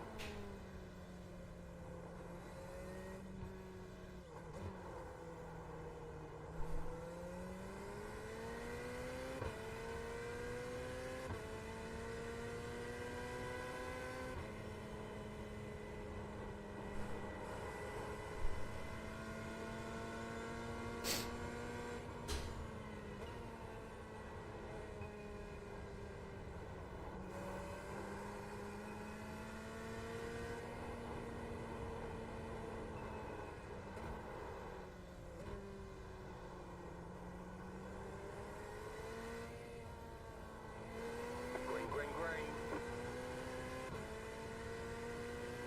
Okay, here comes your third time lap.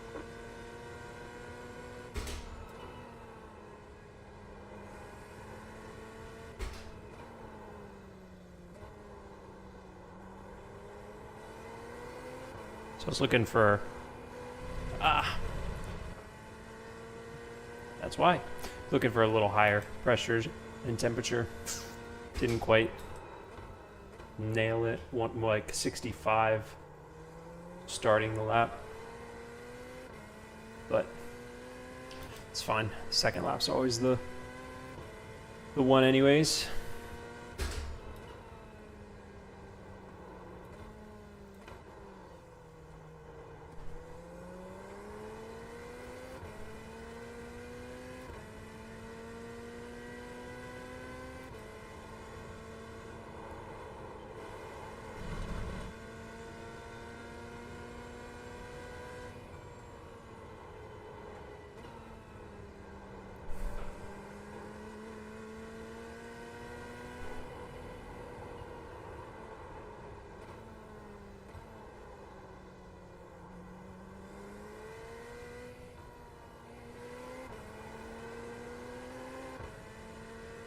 Okay. One more lap.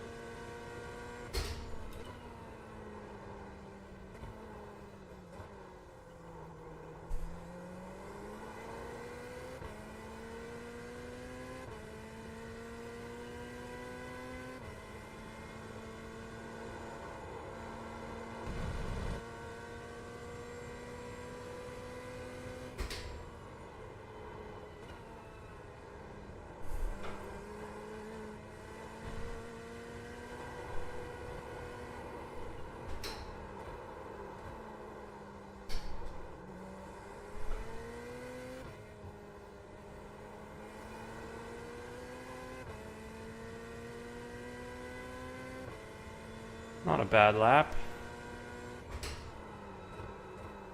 Alright, there's the checkered flag. P4 so far.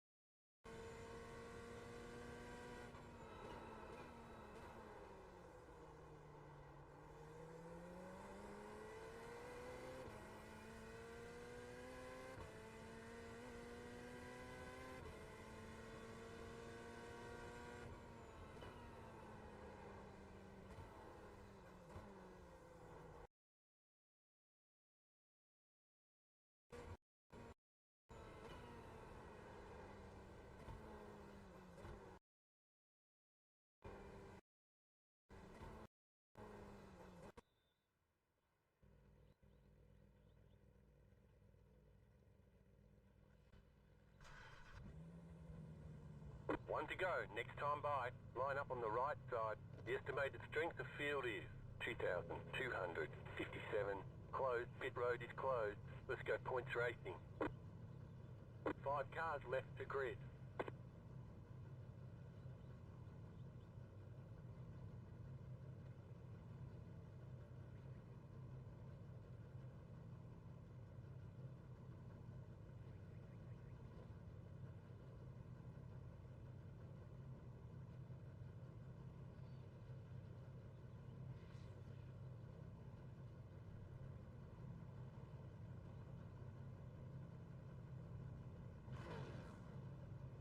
Still waiting on 2 cars to grid.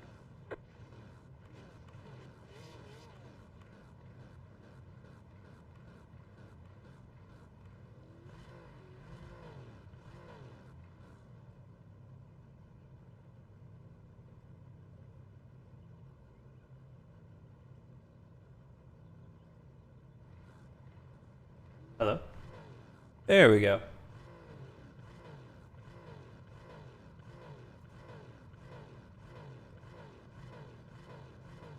Mic good again? Check, check.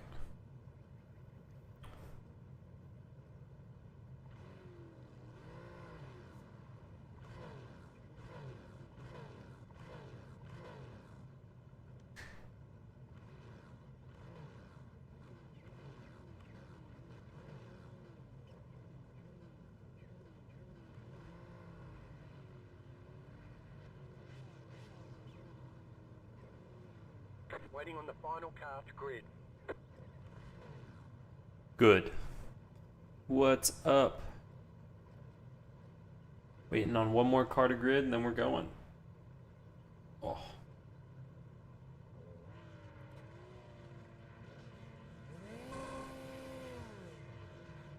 You gonna go? You gonna go? Catch the pace car.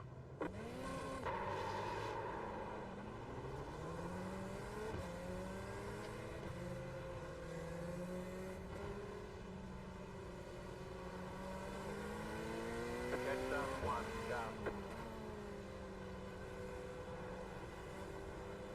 Up, up, up, up.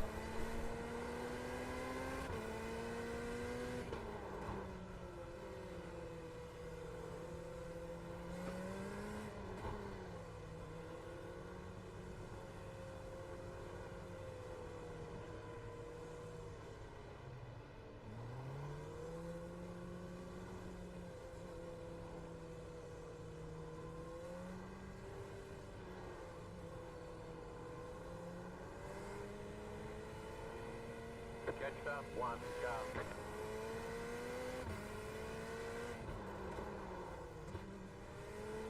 Interesting. This is the first lobby that I've been in where people like spread out like this. Most of the time people are just running like side by side. Catch the one car.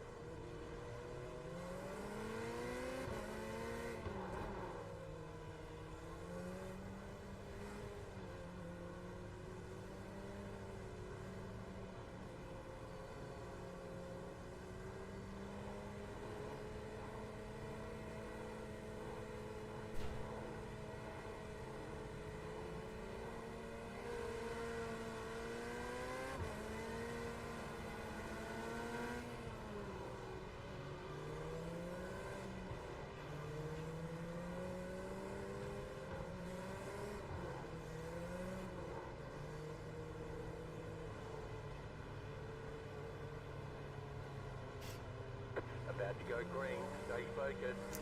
Here we go. Pace car is off. Time to do your job.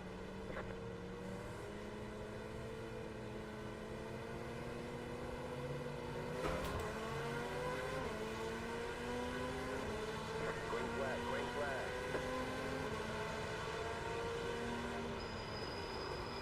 Oh, dude, are you kidding me?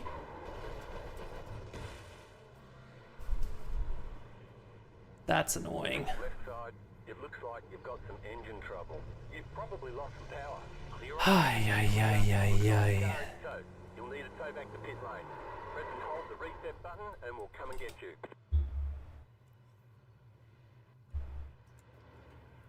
Well, that's fun. Love. Flight repairs are 6 minutes. Oh my gosh. Seconds. Optional repairs are 2 minutes. 40 seconds. All the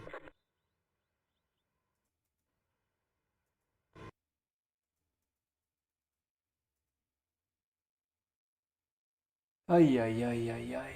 That was no fun.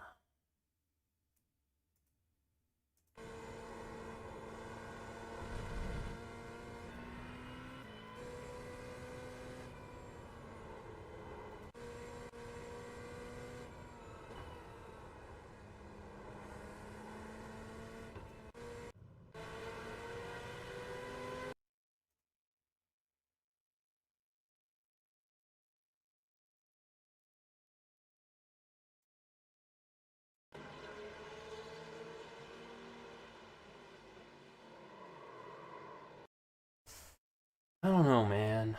I don't know.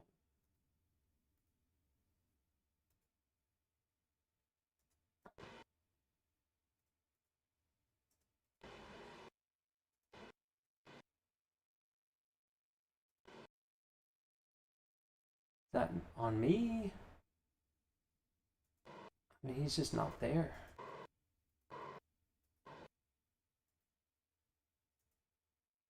It's kind of on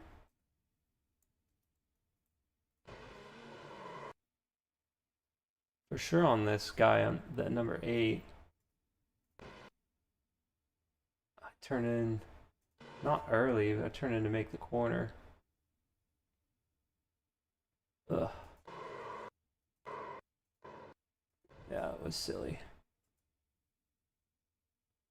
I don't know. That's not my fault.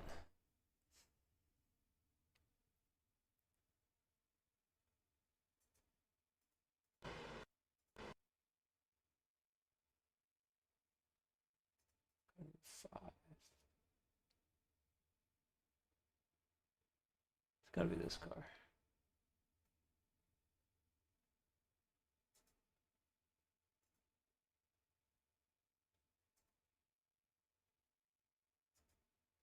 Ah.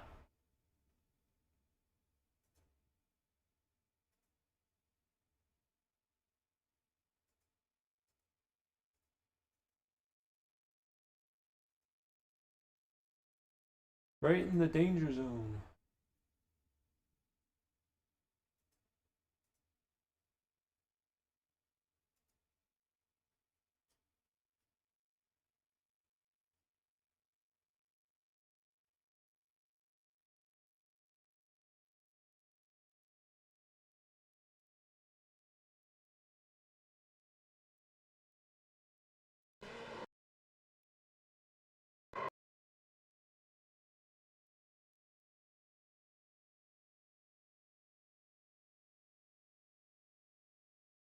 Yeah, fair enough.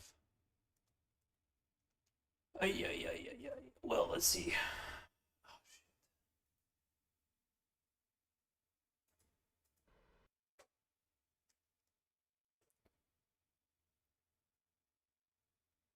Yeah, not fun. 3 wide.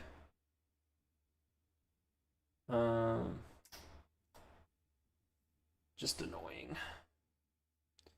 Just annoying.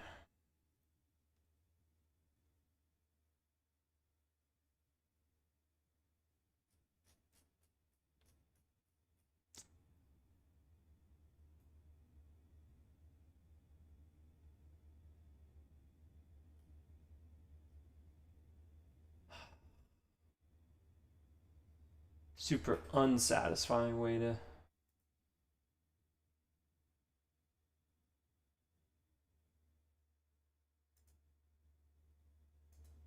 do that.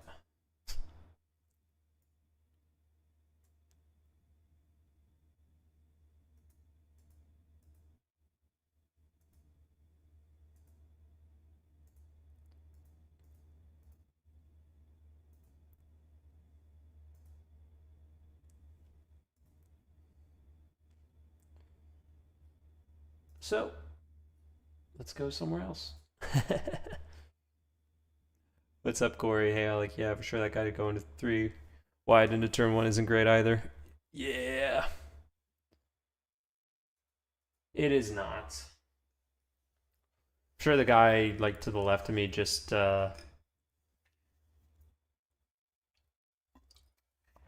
was nervous to turn in, and hard for me to tell there's a third car there, so that's how it goes. See if we can have better luck in the rain.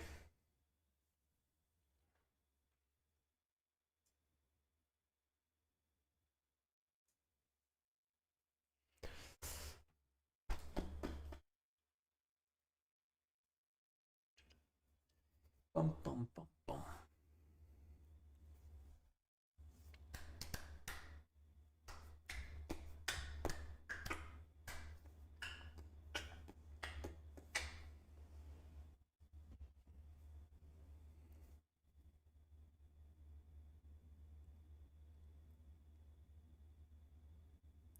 Yeah, for sure. Totally understand.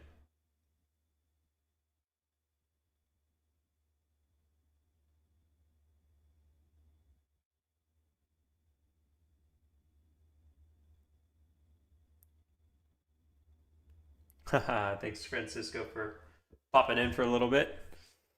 Hopefully the rain's a bit more friendly to us. Yeah. for sure the guy in the middle, seeing the guy fly up the inside.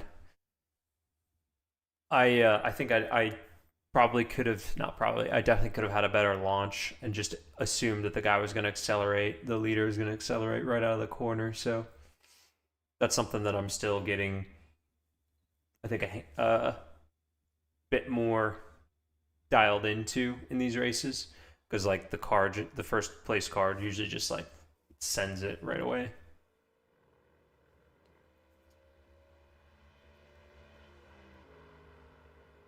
Oh.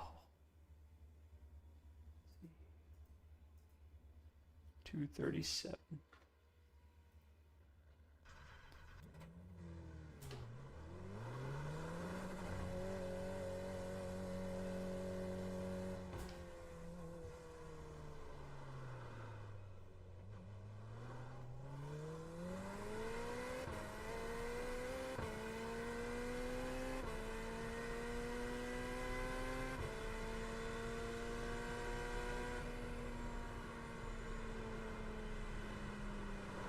Oh,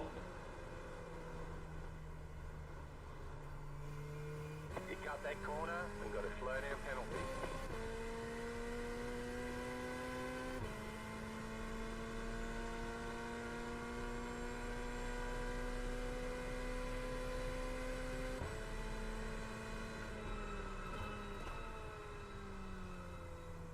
so do they like?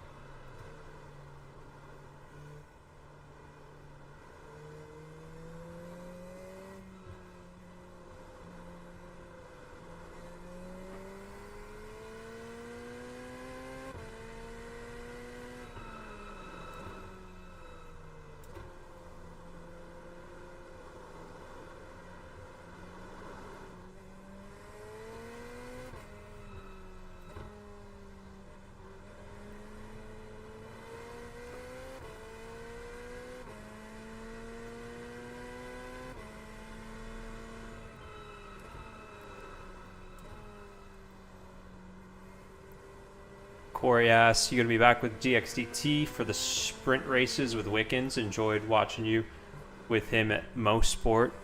Hoping you'll be back. At the moment, it's not the plan, unfortunately. I think it's going to be Robert together with Mason.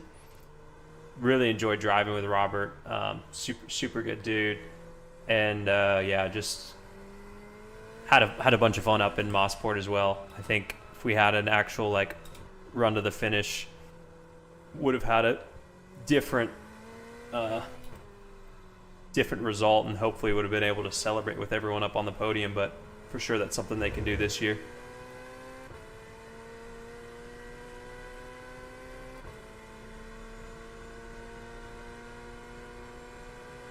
But you never know, things change, so it's possible, I hope. But right now, that's not the plan.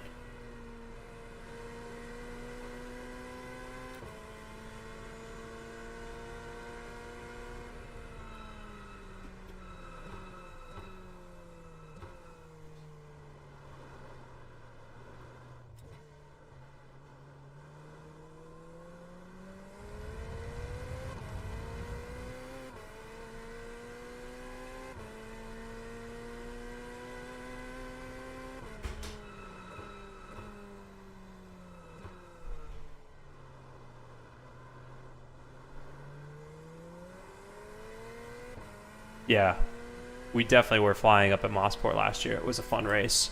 How you enjoying the new Cadillac Sim stuff? It's been a lot of fun. Had a couple days there last week. It's just super cool working with like people that, you know, that's like, I think each year I've gotten to work with like some more like cool roles, you know, and that has been definitely one of the coolest ones in the last number of years. Just like super cool to be able to work with some really talented individuals and people that are like, you know, just at the top of their game. Helps you elevate yours, which is super intriguing. So that's been cool. And just like the car itself, you know. Ooh, whoa.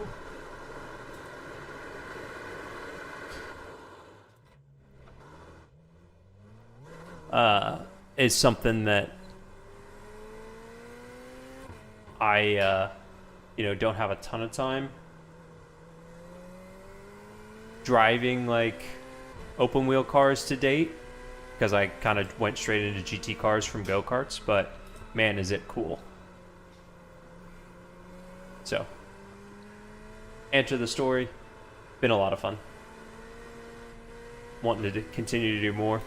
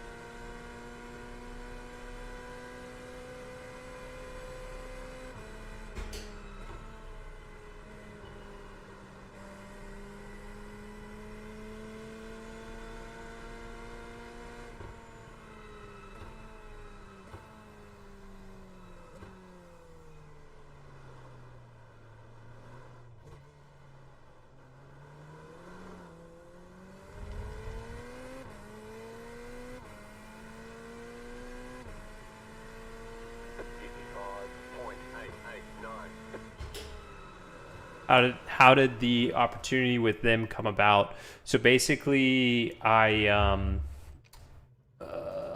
been doing some work with the Corvette program on the sim in 2024, and that kind of opened the door to conversations with folks at GM.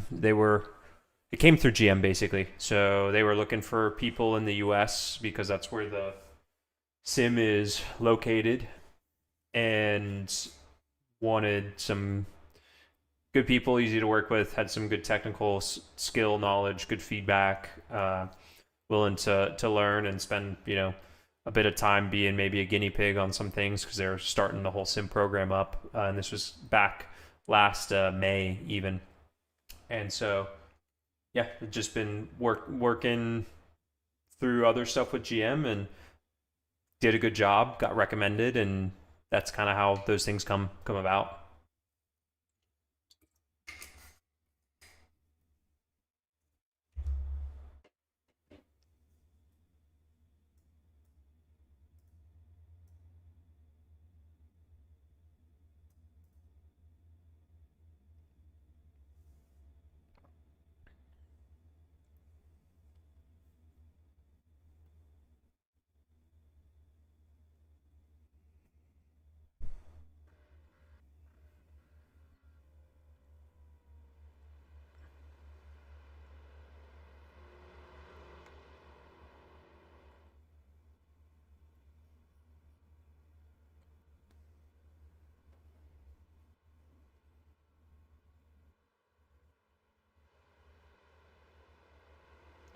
Bum, bum, bum, bum.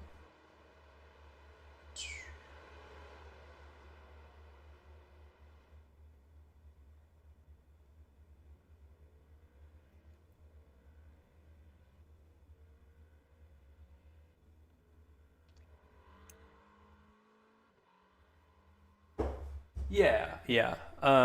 Mostly affiliated with GM. Yeah, that's a good way to put it. Not a factory driver. Definitely still working towards that as a goal and a target. But I do get some. I do have good relationship with the folks at GM, which has been really cool. From Corvette program, and now obviously Cadillac, along with some of the other personnel in the Cadillac, both sports car and F1. So yeah, just it's all about relationships when it comes down to it, and building those relationships with people is really helpful and important, and that's been what's led to every opportunity that I've gotten. So yeah, to answer the question, it's been for sure a most or have built the best relationship with GM, but I still have good connections with Porsche, where I raced with for a long time in Porsche PM&A. Bit of connections with folks in BMW and BMW North America. So it's really just about, you know, being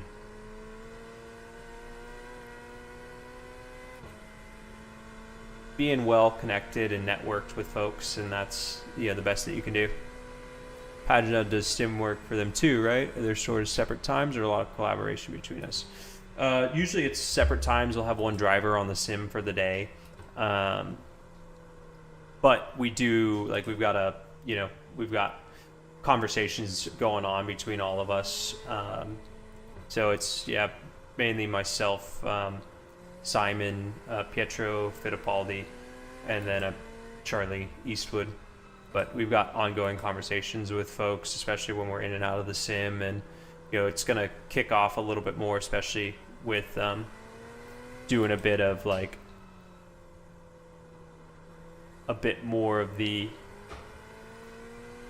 correlation, which is going to be something. So everything we've done so far has just been, like, obviously, you know, like, there's been no car to correlate to. So definitely going to be more discussion and conversations coming up soon, as, you know, there's actually more stuff to work on, which is exciting.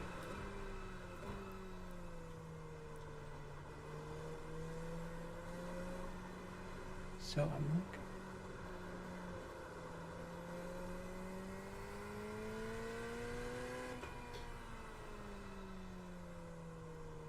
yeah, I appreciate it. No, it was just a really good time up in Mossport last year, and I always enjoy sharing, you know, like, even on a bad day, it's still a good day at a racetrack. So super fortunate and love sharing the excitement. I'm super fortunate to get to do what I do, and just love sharing that with people.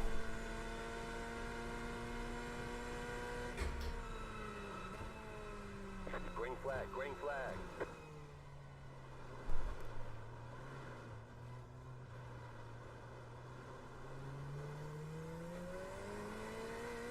Okay, here comes your first time lap.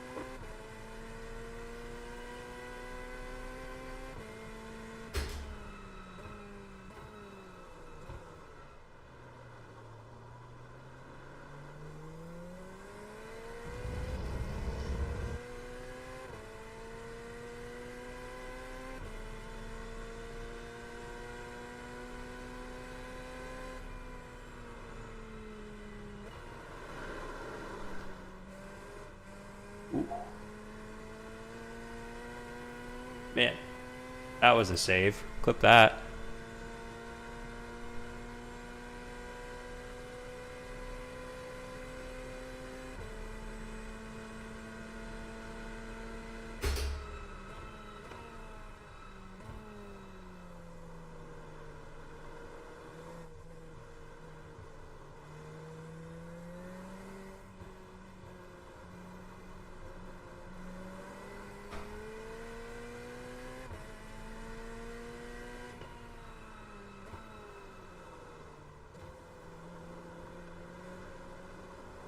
Yeah, definitely. It's definitely rough.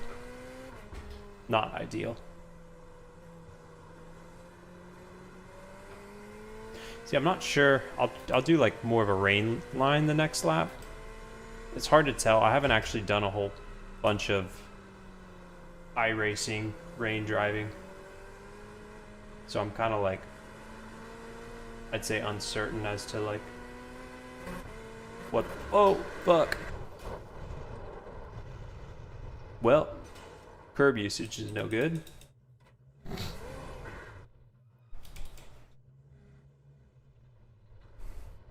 I say as I shunt the car. Oh, it's a shame.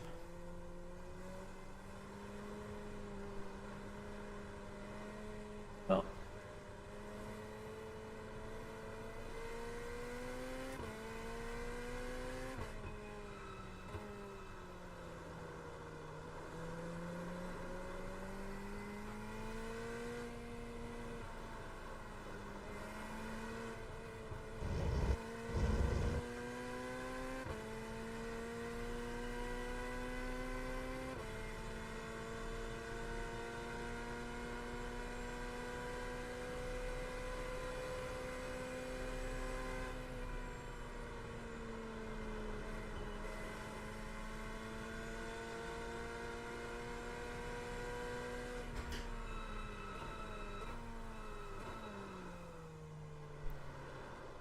Let's just make a clean lap here.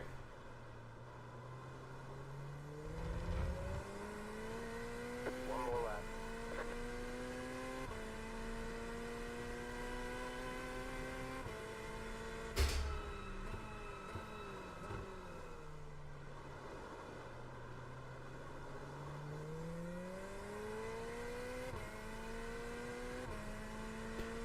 Cool, good to know. Is damage turned off in the rain?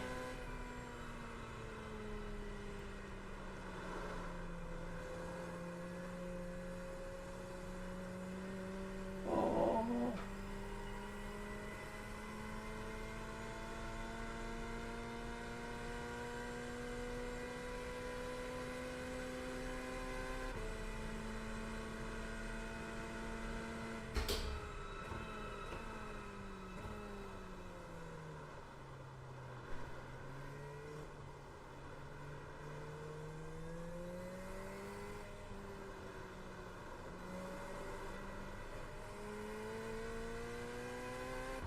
Oh, okay.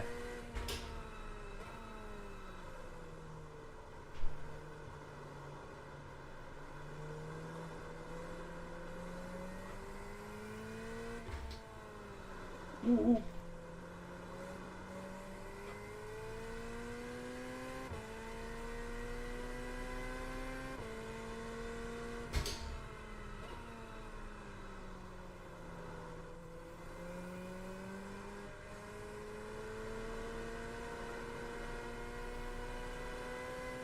Let's not touch that again.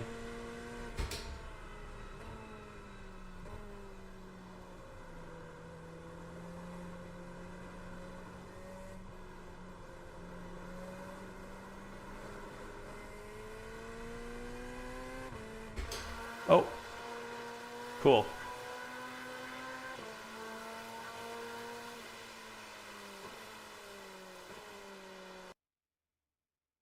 Info.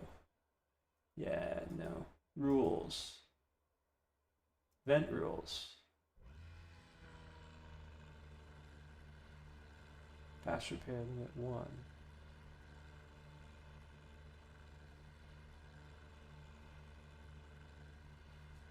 Huh.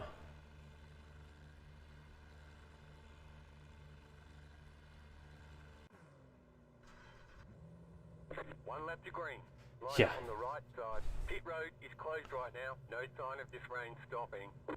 Yeah, I remember You're on the like wet tyre. all the races were rain races for a while for like the The estimated SOF is 2,328. A lot of opportunities today. Head down. Pick your battle. 5 cars left to grid.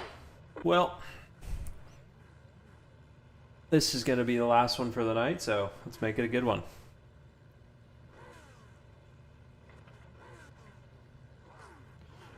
Last game, Mom, I promise.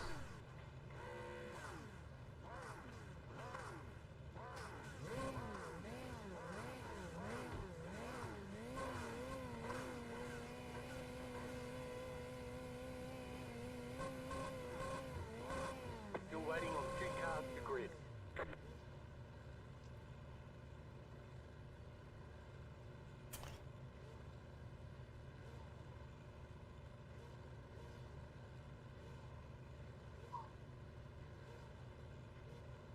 Here we go.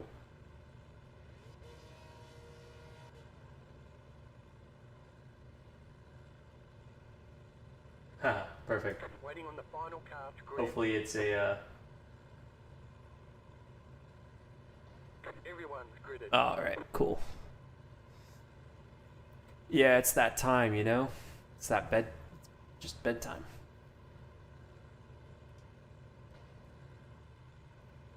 Oh, that's cool. I don't know that I've noticed that before, that the let's get through T1 this time. You know what? Catch up, Oh. 8 cars. There was lightning. They're gonna have to stop the race for the corner workers. But yeah, I agree. Let's get through turn 1 this time.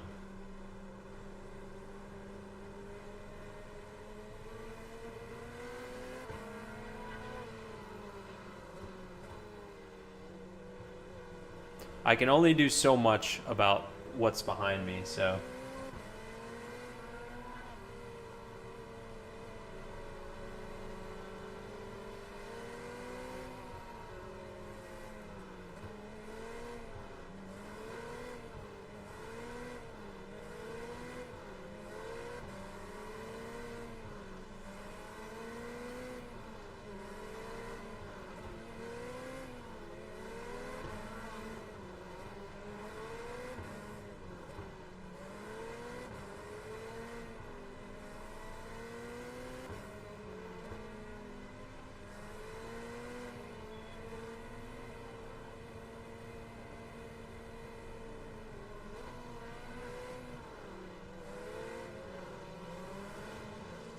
Get ready, going green.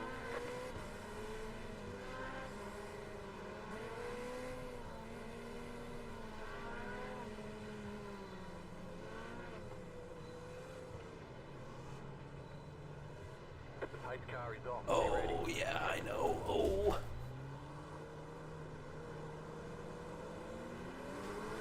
Green, green, green. Can't see. Shit.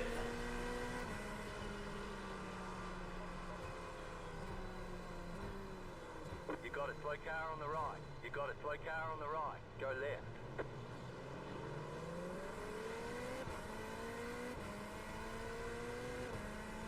So far, so good.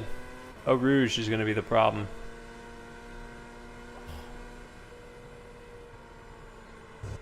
Slow car ahead. Ooh. Car on your left. And it was me.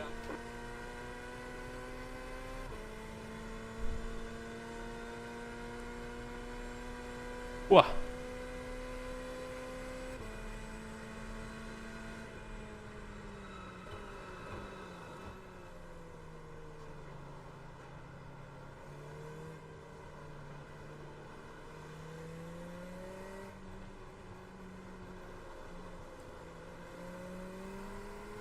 Yeah, right? It's kind of fun, though. I like the challenge. Can't see shit.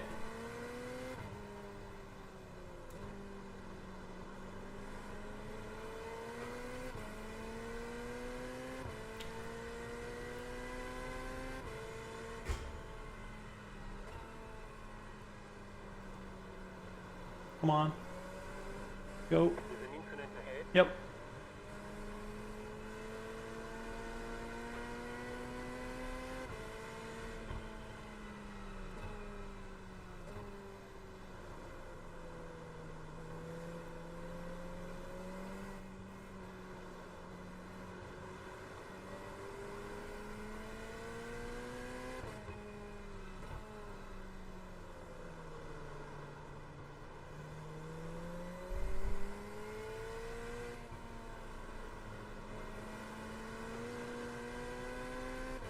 Like making a session where it goes super wet to gradually drying out, and testing where I can go dry. Tires find the crossover. Ooh, yeah. We do that on test days too when we can.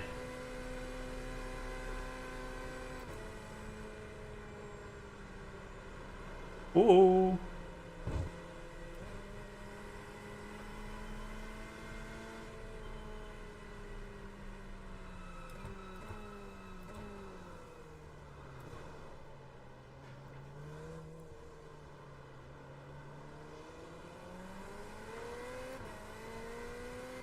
The rule of thumb for crossover point from wet to dry is 107% of the dry lap time.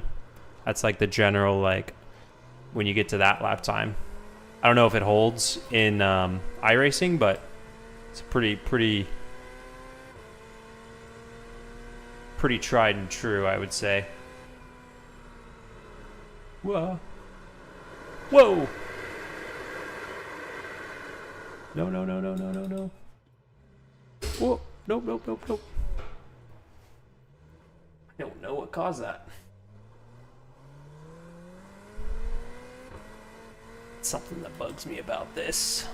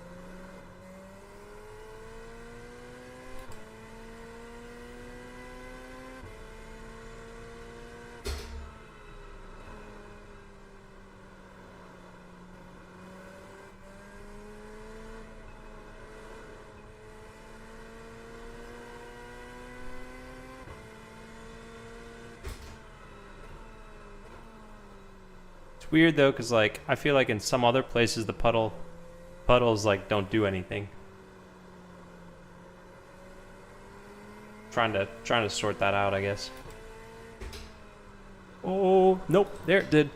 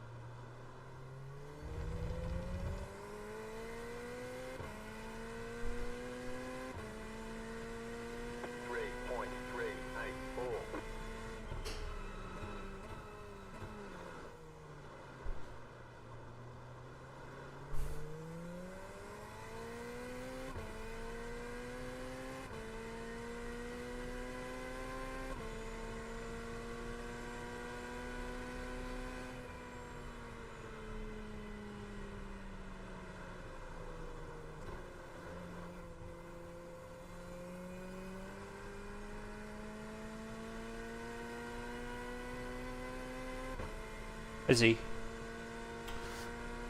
Yeah, it's just a learning thing then.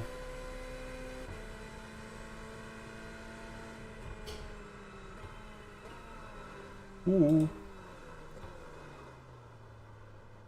Touch the paint.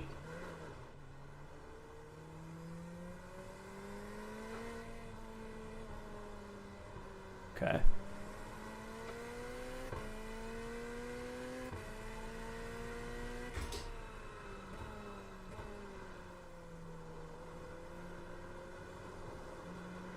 Part of the left before going into the first part of it. Okay.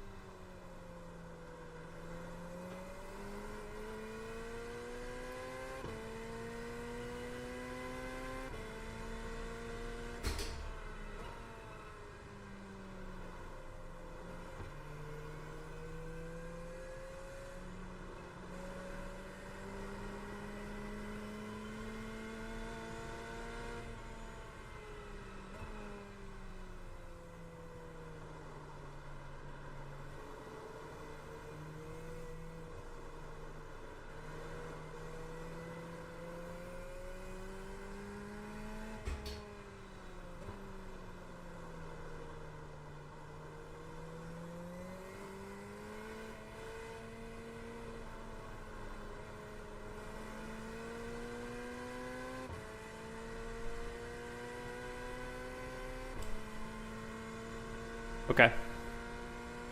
I'll try it out. Do the left part of it.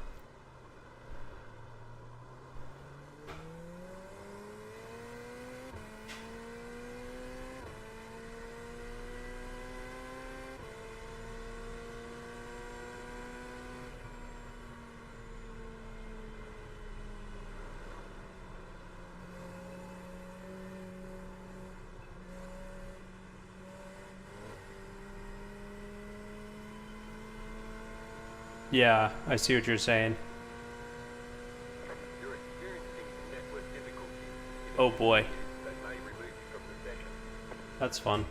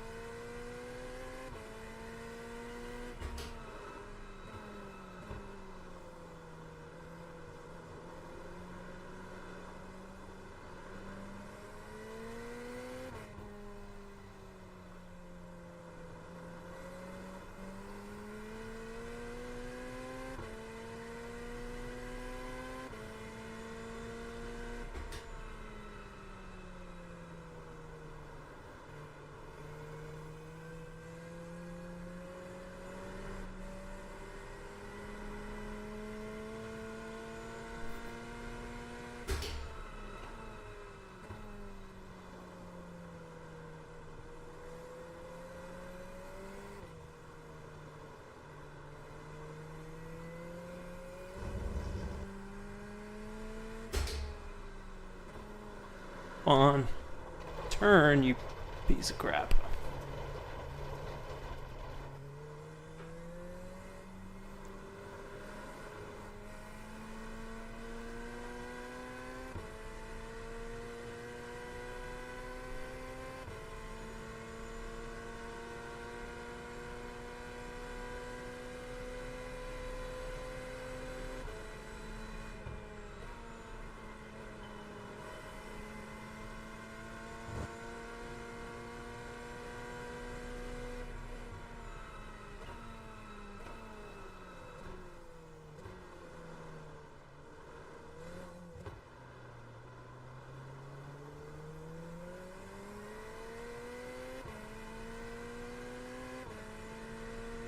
For sure, the traction in a rear engine car is going to be better on power down. Mid-engine cars, I tend to find to be pretty neutral, balanced as well. Typically the thing you struggle with the most is the rotation. The cars are usually like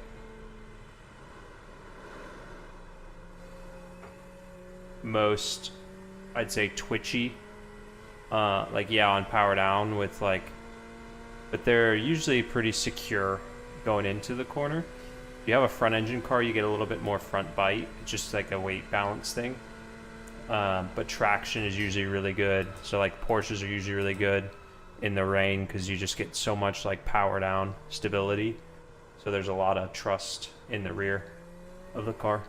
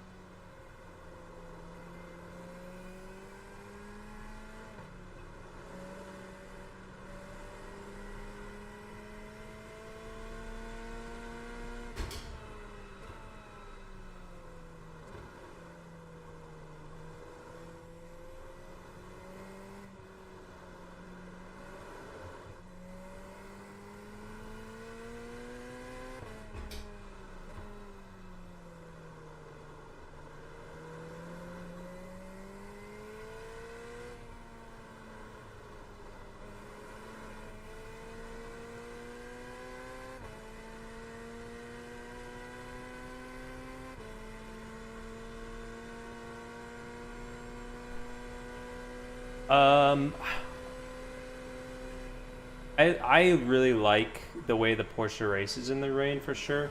The Corvette, I haven't really raced much in the rain, but I've driven it in the rain a couple times and it's pretty solid too. The brake stability in the Corvette is really, really good. So for me, it's hard. Like, I think if I was have to like optimize, for the rain, then yeah, probably the Porsche just because the rear traction is so good. What wheelbase do I have? I have a DD1. It's old, and I don't think I have settings well calibrated for it, honestly. Could definitely use some optimization. Because I just get no feedback basically in these conditions here. Yeah,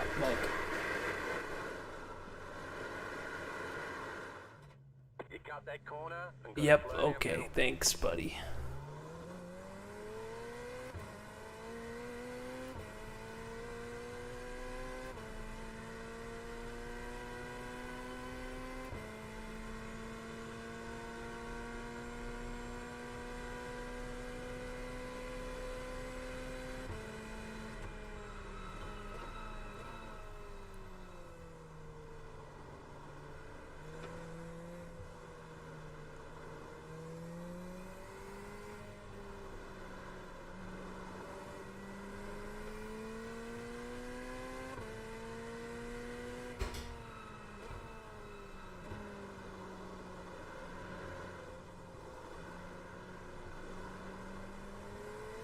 Yeah, it's like, hey, slow down. Like, okay, do my best.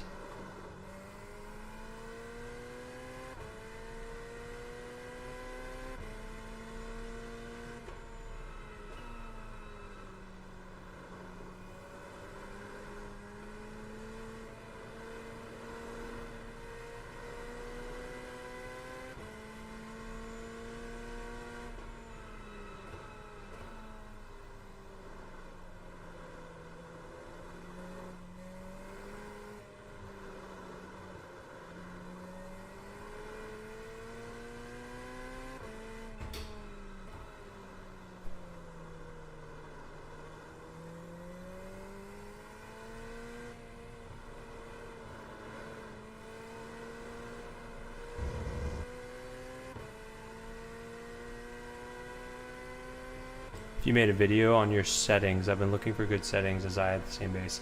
Honestly, no, I have not made a video on my settings. I could pull them up and show you. I don't know if they're good.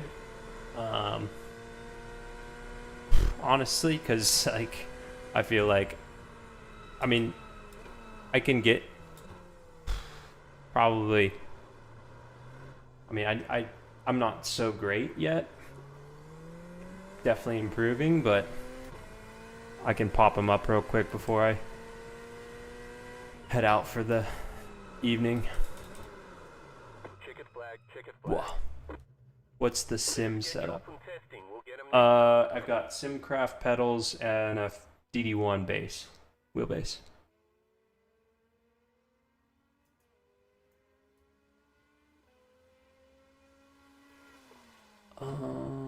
Let's see.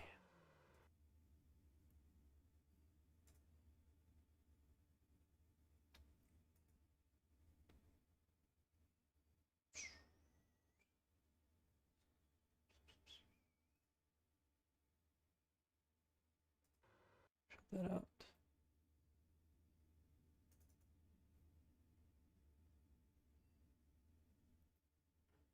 So, yeah, I'd say the all of the tracks with a bunch of elevation change are much different on a sim versus real life. They don't, the laser scan doesn't like, for me, take into account the elevation changes as like true as they actually are. This is what I'm running on. Oh, I had that turned down. It didn't save. Oh no, that's why it's been so weird. Oh.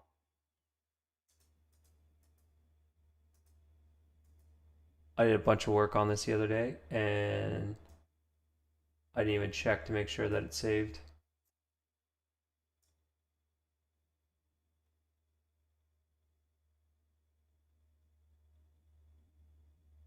I thought that it just did it automatically, but I guess not. Yeah.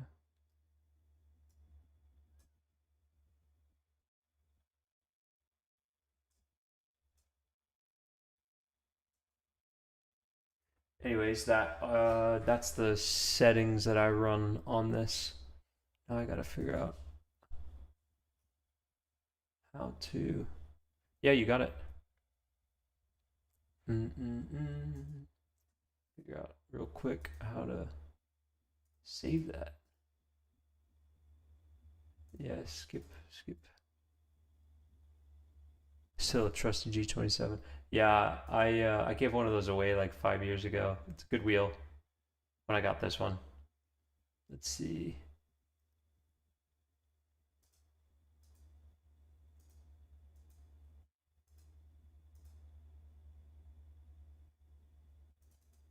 Active profile, no profile loaded. Let me.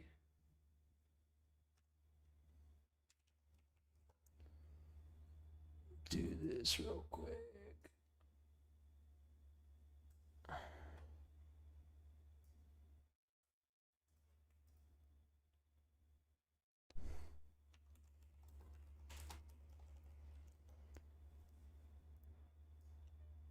I really want to upgrade. I've had this wheelbase for a while. It's solid. I mean, it's a good one. It just, I've driven other ones that are so good to chat with you. Thanks for jumping in. I've driven other wheelbases that are, I feel like, better, like right out of the box, and this one is definitely taken some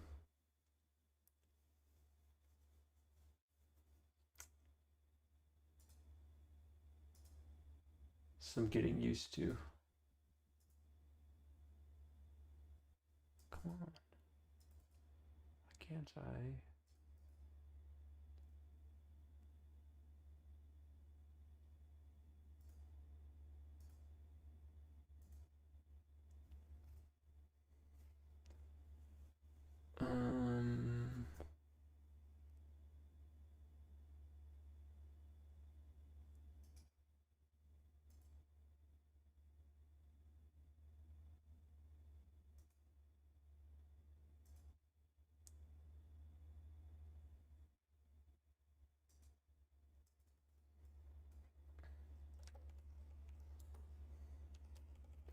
Have a good evening. Thanks for jumping in.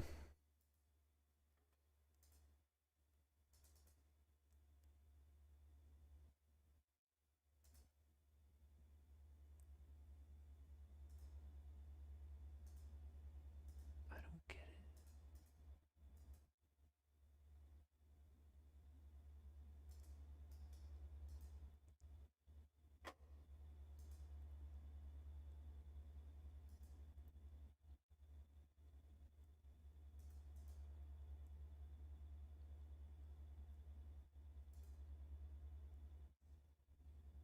Okay.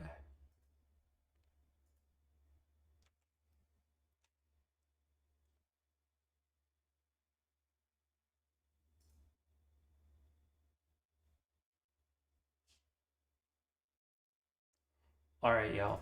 I am calling it for the evening. Thanks for jumping in for whatever period that you did. Have a good rest of your night.